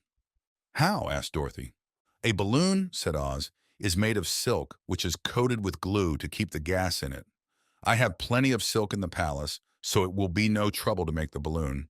But in all this country, there is no gas to fill the balloon with, to make it float." "If it won't float," remarked Dorothy, "it will be of no use to us." "True," answered Oz, "but there is another way to make it float, which is to fill it with hot air. Hot air isn't as good as gas, for if the air should get cold, the balloon would come down in the desert, and we should be lost." "We!" exclaimed the girl. "Are you going with me?" "Yes, of course," replied Oz. "I am tired of being such a humbug. If I should go out of this palace, my people would soon discover I am not a wizard, and then they would be vexed with me for having deceived them. So I have to stay shut up in these rooms all day, and it gets tiresome. I'd much rather go back to Kansas with you and be in a circus again." "I shall be glad to have your company," said Dorothy. "Thank you," he answered.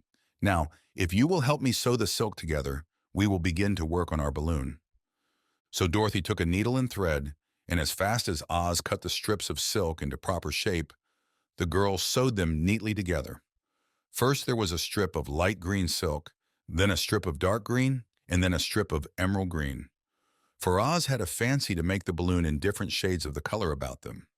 It took 3 days to sew all the strips together, but when it was finished, they had a big bag of green silk more than 20 feet long. Then Oz painted it on the inside with a coat of thin glue to make it airtight, after which he announced that the balloon was ready. "But we must have a basket to ride in," he said. So he sent the soldier with the green whiskers for a big clothes basket, which he fastened with many ropes to the bottom of the balloon. When it was all ready, Oz sent word to his people that he was going to make a visit to a great brother wizard who lived in the clouds.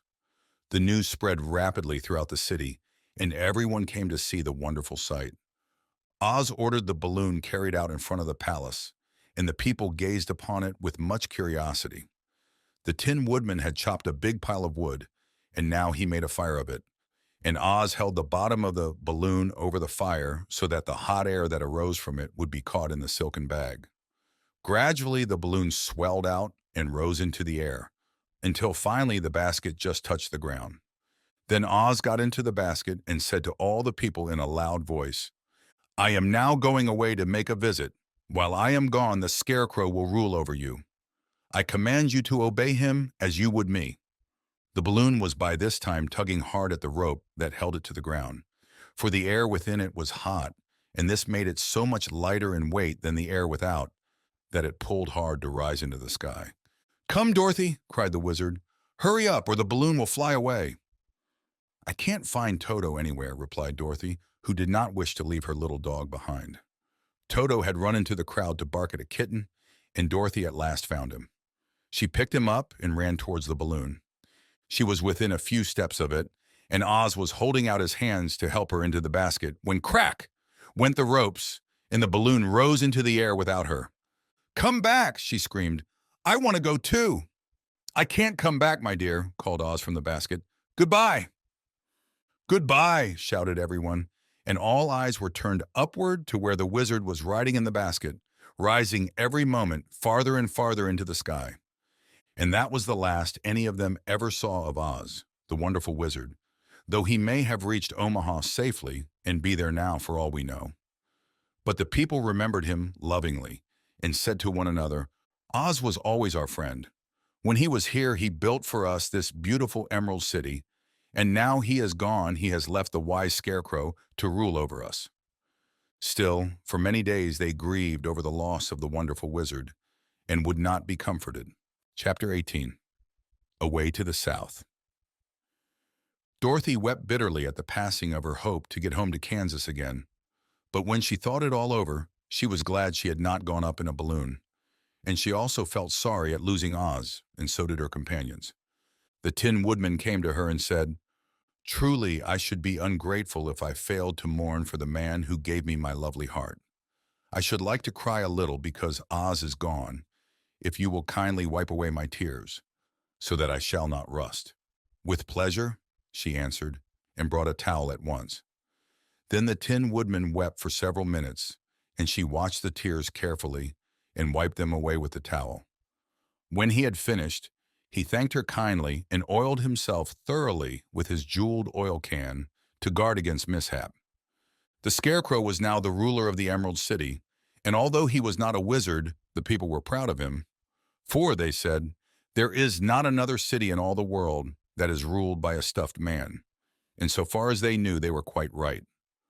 The morning after the balloon had gone up with Oz, the four travelers met in the throne room and talked matters over. The Scarecrow sat in the big throne, and the others stood respectfully before him. "We are not so unlucky," said the new ruler, "for this palace and the Emerald City belong to us, and we can do just as we please.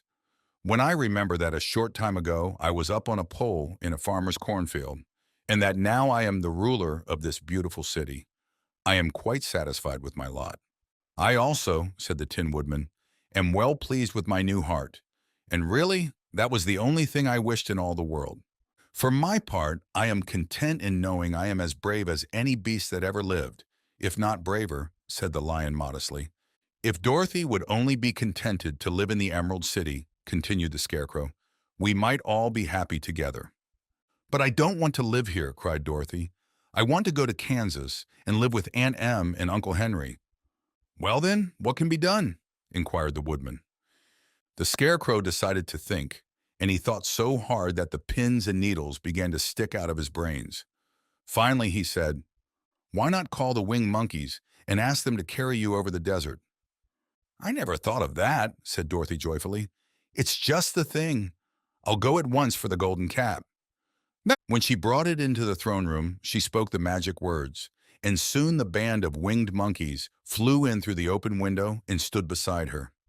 "This is the second time you have called us," said the Monkey King, bowing before the little girl. "What do you wish?" "I want you to fly with me to Kansas," said Dorothy. But the Monkey King shook his head. "That cannot be done," he said. "We belong to this country alone and cannot leave it. There has never been a winged monkey in Kansas yet, and I suppose there never will be, for they don't belong there. We shall be glad to serve you in any way in our power, but we cannot cross the desert. Goodbye." And with another bow, the Monkey King spread his wings and flew away through the window, followed by all his band. Dorothy was ready to cry with disappointment. "I have wasted the charm of the golden cap to no purpose," she said, "for the winged monkeys cannot help me." "It is certainly too bad," said the tender-hearted Woodman. The Scarecrow was thinking again, and his head bulged out so horribly that Dorothy feared it would burst. "Let us call in the soldier with the green whiskers," he said, "and ask his advice." So the soldier was summoned and entered the throne room timidly, for while Oz was alive, he never was allowed to come farther than the door. "This little girl," said the Scarecrow to the soldier, "wishes to cross the desert. How can she do so?" "I cannot tell," answered the soldier, "for nobody has ever crossed the desert unless it is Oz himself." "Is there no one who can help me?" asked Dorothy earnestly. "Glinda might," he suggested. "Who is Glinda?" inquired the Scarecrow. "The Witch of the South. She is the most powerful of all the witches and rules over the Quadlings. Besides, her castle stands on the edge of the desert, so she may know a way to cross it." "Glinda is a good witch, isn't she?" asked the child. "The Quadlings think she is good," said the soldier, "and she is kind to everyone. I have heard that Glinda is a beautiful woman who knows how to keep young in spite of the many years she has lived." "How can I get to her castle?" asked Dorothy. "The road is straight to the south," he answered, "but it is said to be full of dangers to travelers. There are wild beasts in the woods, and a race of queer men who do not like strangers to cross their country. For this reason, none of the Quadlings ever come to the Emerald City." The soldier then left them, and the Scarecrow said, "It seems, in spite of dangers, that the best thing Dorothy can do is to travel to the land of the South and ask Glinda to help her. For of course, if Dorothy stays here, she will never get back to Kansas." "You must have been thinking again," remarked the Tin Woodman. "I have," said the Scarecrow. "I shall go with Dorothy," declared the Lion, "for I am tired of your city and long for the woods and the country again. I am really a wild beast, you know. Besides, Dorothy will need someone to protect her." "That is true," agreed the Woodman. "My axe may be of service to her, so I also will go with her to the land of the South." "When shall we start?" asked the Scarecrow. "Are you going?" they asked in surprise. "Certainly. If it wasn't for Dorothy, I should never have had brains. She lifted me from the pole in the cornfield and brought me to the Emerald City. So my good luck is all due to her, and I shall never leave her until she starts back to Kansas for good and all." "Thank you," said Dorothy gratefully. "You are all very kind to me, but I should like to start as soon as possible." "We shall go tomorrow morning," returned the Scarecrow. "So now let us all get ready, for it will be a long journey." Chapter 19. Attacked by the Fighting Trees. The next morning, Dorothy kissed the pretty green girl goodbye, and they all shook hands with the soldier with the green whiskers, who had walked with them as far as the gate. When the guardian of the gate saw them again, he wondered greatly that they could leave the beautiful city to get into new trouble. But he at once unlocked their spectacles, which he put back into the green box and gave them many good wishes to carry with them. "You are now our ruler," he said to the Scarecrow, "so you must come back to us as soon as possible." "I certainly shall if I am able," the Scarecrow replied, "but I must help Dorothy to get home first." As Dorothy bade the good-natured guardian a last farewell, she said, "I have been very kindly treated in your lovely city, and everyone has been good to me. I cannot tell you how grateful I am." "Don't try, my dear," he answered. "We should like to keep you with us, but if it is your wish to return to Kansas, I hope you will find a way." He then opened the gate of the outer wall, and they walked forth and started upon their journey. The sun shone brightly as our friends turned their faces toward the land of the South. They were all in the best of spirits, and laughed and chatted together. Dorothy was once more filled with the hope of getting home, and the Scarecrow and the Tin Woodman were glad to be of use to her. As for the Lion, he sniffed the fresh air with delight and whisked his tail from side to side in pure joy at being in the country again, while Toto ran around them and chased the moths and butterflies, barking merrily all the time. "City life does not agree with me at all," remarked the Lion as they walked along at a brisk pace. "I have lost much flesh since I lived there, and now I am anxious for a chance to show the other beasts how courageous I have grown." They now turned and took a last look at the Emerald City.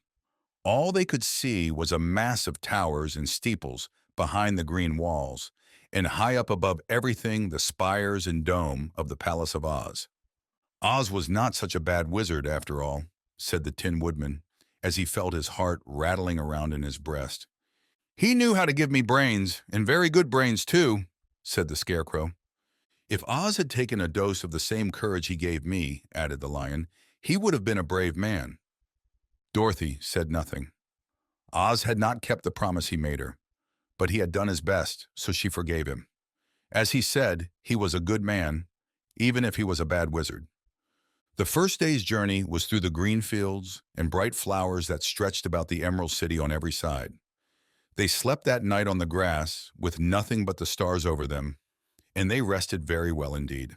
In the morning they traveled on until they came to a thick wood. There was no way of going around it, for it seemed to extend to the right and left as far as they could see, and besides, they did not dare change the direction of their journey for fear of getting lost. So they looked for the place where it would be easiest to get into the forest. The Scarecrow, who was in the lead, finally discovered a big tree with such wide-spreading branches that there was room for the party to pass underneath. So he walked forward to the tree, but just as he came under the first branches, they bent down and twined around him. And the next minute he was raised from the ground and flung headlong among his fellow travelers. This did not hurt the Scarecrow, but it surprised him, and he looked rather dizzy when Dorothy picked him up. "Here is another space between the trees," called the Lion. "Let me try it first," said the Scarecrow, "for it doesn't hurt me to get thrown about." He walked up to another tree as he spoke, but its branches immediately seized him and tossed him back again. "This is strange," exclaimed Dorothy. "What shall we do?" "The trees seem to have made up their minds to fight us and stop our journey," remarked the Lion. "I believe I will try it myself," said the Woodman, and shouldering his axe, he marched up to the first tree that had handled the Scarecrow so roughly. When a big branch bent down to seize him, the Woodman chopped at it so fiercely that he cut it in two. At once the tree began shaking all its branches as if in pain, and the Tin Woodman passed safely under it. "Come on," he shouted to the others. "Be quick!" They all ran forward and passed under the tree without injury, except Toto, who was caught by a small branch and shaken until he howled. But the Woodman promptly chopped off the branch and set the little dog free. The other trees of the forest did nothing to keep them back, so they made up their minds that only the first row of trees could bend down their branches, and that probably these were the policemen of the forest, and given this wonderful power in order to keep strangers out of it. The four travelers walked with ease through the trees until they came to the farther edge of the wood. Then, to their surprise, they found before them a high wall which seemed to be made of white china. It was smooth like the surface of a dish and higher than their heads. "What shall we do now?" asked Dorothy. "I will make a ladder," said the Tin Woodman, "for we certainly must climb over the wall." Chapter 20. The Dainty China Country. While the Woodman was making a ladder from wood which he found in the forest, Dorothy lay down and slept, for she was tired by the long walk. The Lion also curled himself up to sleep, and Toto lay beside him. The Scarecrow watched the Woodman while he worked and said to him, "I cannot think why this wall is here, nor what it is made of." "Rest your brains and do not worry about the wall," replied the Woodman. "When we have climbed over it, we shall know what is on the other side." After a time, the ladder was finished. It looked clumsy, but the Tin Woodman was sure it was strong and would answer their purpose. The Scarecrow waked Dorothy and the Lion and Toto and told them that the ladder was ready. The Scarecrow climbed up the ladder first, but he was so awkward that Dorothy had to follow close behind and keep him from falling off. When he got his head over the top of the wall, the Scarecrow said, "Oh my!" "Go on," exclaimed Dorothy. So the Scarecrow climbed farther up and sat down on the top of the wall, and Dorothy put her head over and cried, "Oh my!" just as the Scarecrow had done. Then Toto came up and immediately began to bark, but Dorothy made him be still. The Lion climbed the ladder next, and the Tin Woodman came last, but both of them cried, "Oh my!" as soon as they looked over the wall. When they were all sitting in a row on the top of the wall, they looked down and saw a strange sight. Before them was a great stretch of country, having a floor as smooth and shining and white as the bottom of a big platter. Scattered around were many houses made entirely of china and painted in the brightest colors. These houses were quite small, the biggest of them reaching only as high as Dorothy's waist. There were also pretty little barns with china fences around them, and many cows and sheep and horses and pigs and chickens, all made of china, were standing about in groups. But the strangest of all were the people who lived in this queer country. There were milkmaids and shepherdesses with brightly colored bodices and golden spots all over their gowns, and princesses with most gorgeous frocks of silver and gold and purple, and shepherds dressed in knee breeches with pink and yellow and blue stripes down them, and golden buckles on their shoes, and princes with jeweled crowns upon their heads, wearing ermine robes and satin doublets, and funny clowns in ruffled gowns with round red spots upon their cheeks and tall pointed caps. And strangest of all, these people were all made of china, even to their clothes, and were so small that the tallest of them was no higher than Dorothy's knee. No one did so much as look at the travelers at first, except one little purple china dog with an extra large head, which came to the wall and barked at them in a tiny voice, afterwards running away again. "How shall we get down?" asked Dorothy. They found the ladder so heavy they could not pull it up, so the scarecrow fell off the wall, and the others jumped down upon him so that the hard floor would not hurt their feet. Of course, they took pains not to light on his head and get the pins in their feet. When all were safely down, they picked up the scarecrow, whose body was quite flattened out, and patted his straw into shape again. "We must cross this strange place in order to get to the other side," said Dorothy, "for it would be unwise for us to go any other way except due south." They began walking through the country of the China people, and the first thing they came to was a China milkmaid milking a China cow. As they drew near, the cow suddenly gave a kick and kicked over the stool, the pail, and even the milkmaid herself, and all fell on the china ground with a great clatter. Dorothy was shocked to see that the cow had broken her leg off, and that the pail was lying in several small pieces, while the poor milkmaid had a nick in her left elbow. "There!" cried the milkmaid angrily. "See what you have done? My cow has broken her leg, and I must take her to the mender's shop and have it glued on again. What do you mean by coming here and frightening my cow?" "I'm very sorry," returned Dorothy. "Please forgive us." But the pretty milkmaid was much too vexed to make any answer. She picked up the legs sulkily and led her cow away, the poor animal limping on 3 legs. As she left them, the milkmaid cast many reproachful glances over her shoulder at the clumsy strangers, holding her nicked elbow close to her side. Dorothy was quite grieved at this mishap. "We must be very careful here," said the kind-hearted woodman, "or we may hurt these pretty little people so they will never get over it." A little farther on, Dorothy met a most beautifully dressed young princess, who stopped short as she saw the strangers and started to run away. Dorothy wanted to see more of the princess, so she ran after her. But the China girl cried out, "Don't chase me! Don't chase me!" She had such a frightened little voice that Dorothy stopped and said, "Why not?" "Because, Baum," answered the princess, also stopping, a safe distance away. "If I run, I may fall down and break myself." "But could you not be mended?" asked the girl. "Oh, yes, but one is never so pretty after being mended, you know," replied the princess. "I suppose not," said Dorothy. "Now there is Mr. Joker, one of our clowns," continued the China lady, "who is always trying to stand upon his head. He has broken himself so often that he has mended in 100 places and doesn't look at all pretty. Here he comes now, so you can see for yourself." Indeed, a jolly little clown came walking toward them, and Dorothy could see that in spite of his pretty clothes of red and yellow and green, he was completely covered with cracks, running every which way and showing plainly that he had been mended in many places. The clown put his hands in his pockets, and after puffing out his cheeks and nodding his head at them saucily, he said, "My lady fair, why do you stare at poor old Mr. Joker? You're quite as stiff and prim as if you'd eaten up a poker." "Be quiet, sir," said the princess. "Can't you see these are strangers and should be treated with respect?" "Well, that's respect, I expect, Inanawaiko," declared the clown, and immediately stood upon his head. "Don't mind Mr. Joker," said the princess to Dorothy. "He is considerably cracked in his head, and that makes him foolish." "Oh, I don't mind him a bit," said Dorothy. "But you are so beautiful," she continued, "that I am sure I could love you dearly. Won't you let me carry you back to Kansas and stand you on Aunt Em's mantle? I could carry you in my basket." "That would make me very unhappy," answered the China princess.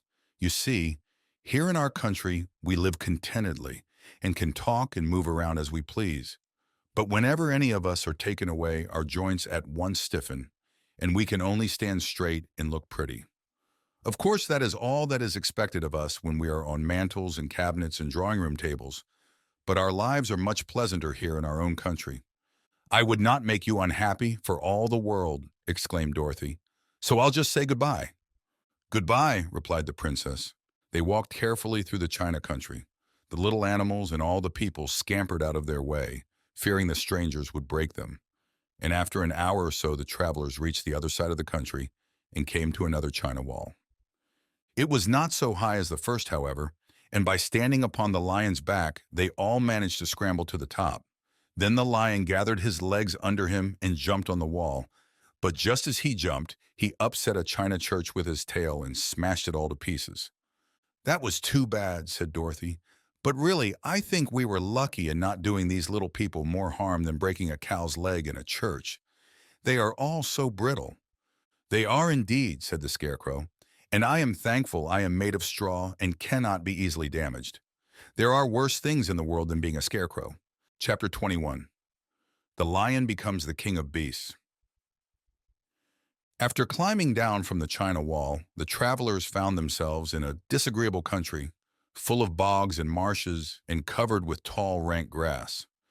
It was difficult to walk without falling into muddy holes, for the grass was so thick that it hid them from sight. However, by carefully picking their way, they got safely along until they reached solid ground.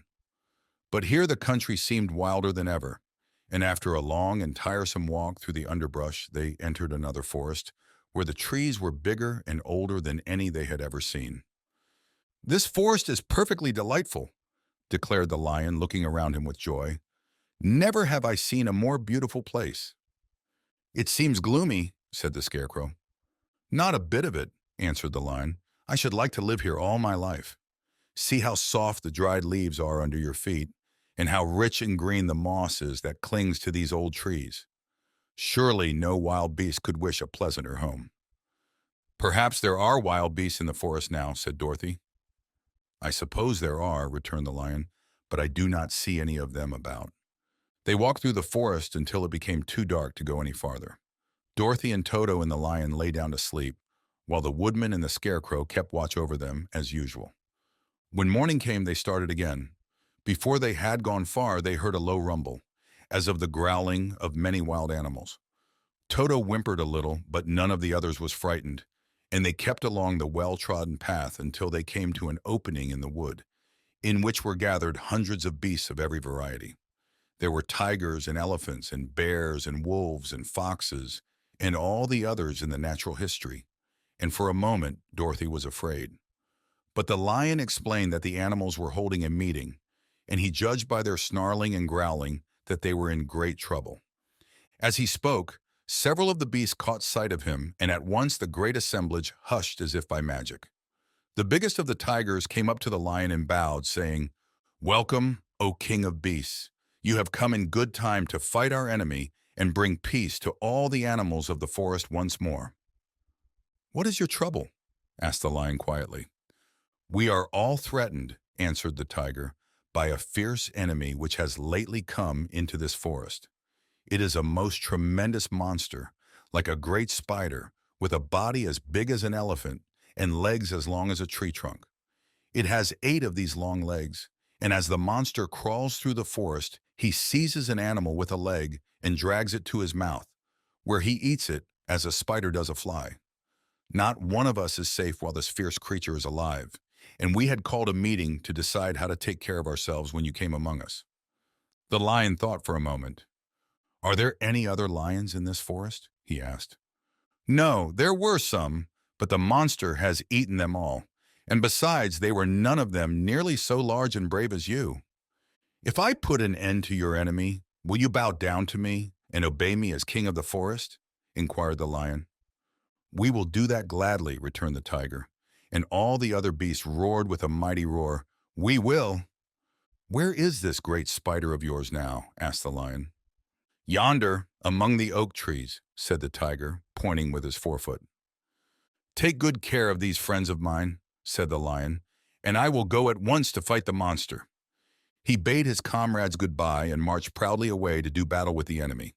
The great spider was lying asleep when the lion found him, and it looked so ugly that its foe turned up his nose in disgust. Its legs were quite as long as the tiger had said, and its body covered with coarse black hair. It had a great mouth with a row of sharp teeth a foot long, but its head was joined to the pudgy body by a neck as slender as a wasp's waist. This gave the lion a hint of the best way to attack the creature, and as he knew it was easier to fight it asleep than awake, he gave a great spring and landed directly upon the monster's back. Then, with one blow of his heavy paw, all armed with sharp claws, he knocked the spider's head from its body. Jumping down, he watched it until the long legs stopped wiggling, when he knew it was quite dead. The lion went back to the opening where the beasts of the forest were waiting for him and said proudly, "You need fear your enemy no longer." Then the beasts bowed down to the lion as their king, and he promised to come back and rule over them as soon as Dorothy was safely on her way to Kansas. Chapter 22. The Country of the Quadlings. The four travelers passed through the rest of the forest in safety, and when they came out from its gloom, saw before them a steep hill, covered from top to bottom with great pieces of rock. "That will be a hard climb," said the Scarecrow, "but we must get over the hill nevertheless." So he led the way, and the others followed. They had nearly reached the first rock when they heard a rough voice cry out, "Keep back!" "Who are you?" asked the Scarecrow. Then a head showed itself over the rock, and the same voice said, "This hill belongs to us, and we don't allow anyone to cross it." "But we must cross it," said the Scarecrow. "We're going to the country of the Quadlings." "But you shall not," replied the voice, and there stepped from behind the rock the strangest man the travelers had ever seen. He was quite short and stout and had a big head, which was flat at the top and supported by a thick neck full of wrinkles. But he had no arms at all, and seeing this, the Scarecrow did not fear that so helpless a creature could prevent them from climbing the hill. So he said, "I'm sorry not to do as you wish, but we must pass over your hill whether you like it or not." And he walked boldly forward. As quick as lightning, the man's head shot forward, and his neck stretched out until the top of the head, where it was flat, struck the Scarecrow in the middle and sent him tumbling over and over down the hill. Almost as quickly as it came, the head went back to the body, and the man laughed harshly as he said, "It isn't as easy as you think." A chorus of boisterous laughter came from the other rocks, and Dorothy saw hundreds of the armless hammerheads upon the hillside, one behind every rock. The lion became quite angry at the laughter caused by the Scarecrow's mishap, and giving a loud roar that echoed like thunder, he dashed up the hill. Again a head shot swiftly out, and the great lion went rolling down the hill as if he had been struck by a cannonball. Dorothy ran down and helped the Scarecrow to his feet, and the lion came up to her, feeling rather bruised and sore, and said, "It is useless to fight people with shooting heads. No one can withstand them." "What can we do then?" she asked. "Call the winged monkeys," suggested the Tin Woodman. "You have still the right to command them once more." "Very well," she answered, and putting on the golden cap, she uttered the magic words. The monkeys were as prompt as ever, and in a few moments the entire band stood before her. "What are your commands?" inquired the king of the monkeys, bowing low. "Carry us over the hill to the country of the Quadlings," answered the girl. "It shall be done," said the king, and at once the winged monkeys caught the four travelers and Toto up in their arms and flew away with them. As they passed over the hill, the hammerheads yelled with vexation and shot their heads high in the air. But they could not reach the winged monkeys, which carried Dorothy and her comrades safely over the hill and set them down in the beautiful country of the Quadlings.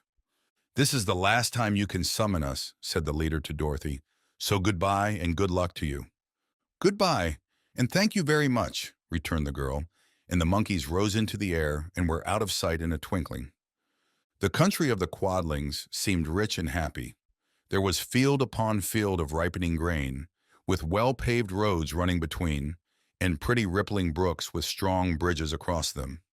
The fences and houses and bridges were all painted bright red, just as they had been painted yellow in the country of the Winkies and blue in the country of the Munchkins.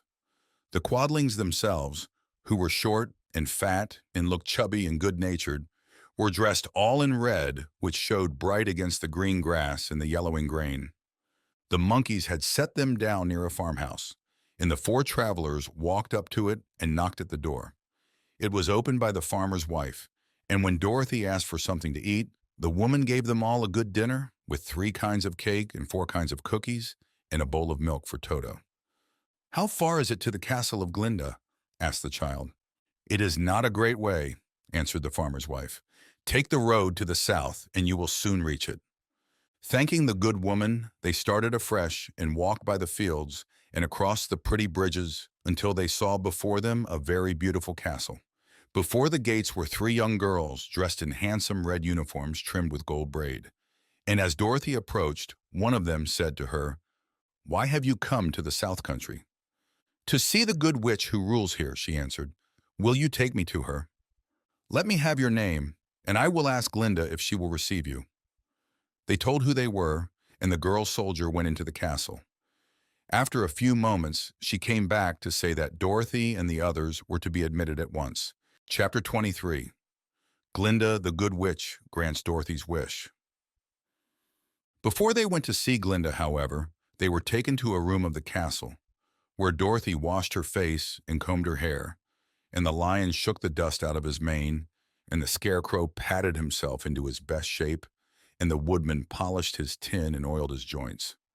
When they were all quite presentable, they followed the soldier girl into a big room where the witch Glinda sat upon a throne of rubies. She was both beautiful and young to their eyes. Her hair was a rich red in color and fell in flowing ringlets over her shoulders. Her dress was pure white, but her eyes were blue, and they looked kindly upon the little girl. "What can I do for you, my child?" she asked. Dorothy told the witch all her story, how the cyclone had brought her to the land of Oz, how she had found her companions, and of the wonderful adventures they had met with. "My greatest wish now," she added, "is to get back to Kansas, for Aunt Em will surely think something dreadful has happened to me, and that will make her put on mourning. And unless the crops are better this year than they were last, I am sure Uncle Henry cannot afford it." Glinda leaned forward and kissed the sweet, upturned face of the loving little girl. "Bless your dear heart," she said. "I am sure I can tell you of a way to get back to Kansas." Then she added, "But if I do, you must give me the golden cap." "Willingly," exclaimed Dorothy. "Indeed, it is of no use to me now, and when you have it, you can command the winged monkeys 3 times." "And I think I shall need their service just those 3 times," answered Glinda, smiling. Dorothy then gave her the golden cap, and the witch said to the scarecrow, "What will you do when Dorothy has left us?" "I will return to the Emerald City," he replied, "for Oz has made me its ruler and the people like me. The only thing that worries me is how to cross the hill of the Hammerheads. By means of the golden cap, I shall command the winged monkeys to carry you to the gates of the Emerald City," said Glinda, "for it would be a shame to deprive the people of so wonderful a ruler." "Am I really wonderful?" asked the scarecrow. "You are unusual," replied Glinda. Turning to the Tin Woodman, she asked, "What will become of you when Dorothy leaves this country?" He leaned on his axe and thought a moment.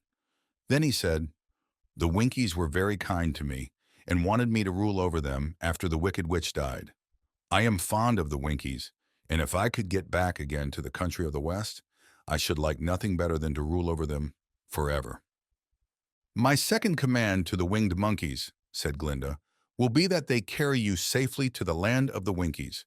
Your brain may not be so large to look at as those of the scarecrow, but you are really brighter than he is when you are well polished, and I am sure you will rule the Winkies wisely and well." Then the witch looked at the big, shaggy lion and asked, "When Dorothy has returned to her own home, what will become of you?" "Over the hill of the Hammerheads," he answered, "lies a grand old forest, and all the beasts that live there have made me their king. If I could only get back to this forest, I would pass my life very happily there." "My third command to the winged monkeys," said Glinda, "shall be to carry you to your forest. Then, having used up the powers of the golden cap, I shall give it to the king of the monkeys, that he and his band may thereafter be free forevermore." The scarecrow and the Tin Woodman and the lion now thanked the good witch earnestly for her kindness, and Dorothy exclaimed, You are certainly as good as you are beautiful, but you have not yet told me how to get back to Kansas. Your silver shoes will carry you over the desert, replied Glinda. If you had known their power, you could have gone back to your Aunt Em the very first day you came to this country. But then I should not have had my wonderful brains, cried the Scarecrow. I might have passed my whole life in the farmer's cornfield. And I should not have had my lovely heart, said the Tin Woodman. I might have stood and rusted in the forest till the end of the world. And I should have lived a coward forever, declared the Lion, and no beast in all the forest would have had a good word to say to me. This is all true, said Dorothy, and I am glad I was of use to these good friends. But now that each of them has had what he most desired, and each is happy in having a kingdom to rule besides, I think I should like to go back to Kansas. The Silver Shoes, said the Good Witch, have wonderful powers, and one of the most curious things about them is that they can carry you to any place in the world in 3 steps, and each step will be made in the wink of an eye. All you have to do is to knock the heels together 3 times and command the shoes to carry you wherever you wish to go. If that is so, said the child joyfully, I will ask them to carry me back to Kansas at once. She threw her arms around the lion's neck and kissed him, patting his big head tenderly. Then she kissed the Tin Woodman, who was weeping in a way most dangerous to his joints. But she hugged the soft, stuffed body of the Scarecrow in her arms instead of kissing his painted face, and found she was crying herself at this sorrowful parting from her loving comrades. Glinda the Good stepped down from her ruby throne to give the little girl a goodbye kiss, and Dorothy thanked her for all the kindness she had shown to her friends and herself. Dorothy now took Toto up solemnly in her arms, and having said one last goodbye, she clapped the heels of her shoes together 3 times, saying, "Take me home to Aunt Em." Instantly she was whirling them through the air, so swiftly that all she could see or feel was the wind whistling past her ears. The Silver Shoes took but 3 steps, and then she stopped so suddenly that she rolled over upon the grass several times before she knew where she was. At length, however, she sat up and looked about her. "Good gracious!" she cried, for she was sitting on the broad Kansas prairie, and just before her was the new farmhouse Uncle Henry built after the cyclone had carried away the old one. Uncle Henry was milking the cows in the barnyard, and Toto had jumped out of her arms and was running toward the barn, barking furiously. Dorothy stood up and found she was in her stocking feet, for the Silver Shoes had fallen off in her flight through the air and were lost forever in the desert. Chapter 24. Home Again. Aunt Em had just come out of the house to water the cabbages when she looked up and saw Dorothy running toward her. "My darling child," she cried, folding the little girl in her arms and covering her face with kisses. "Where in the world did you come from?" "From the land of Oz," said Dorothy gravely. "And here's Toto, too. And oh, Aunt Em, I'm so glad to be at home again."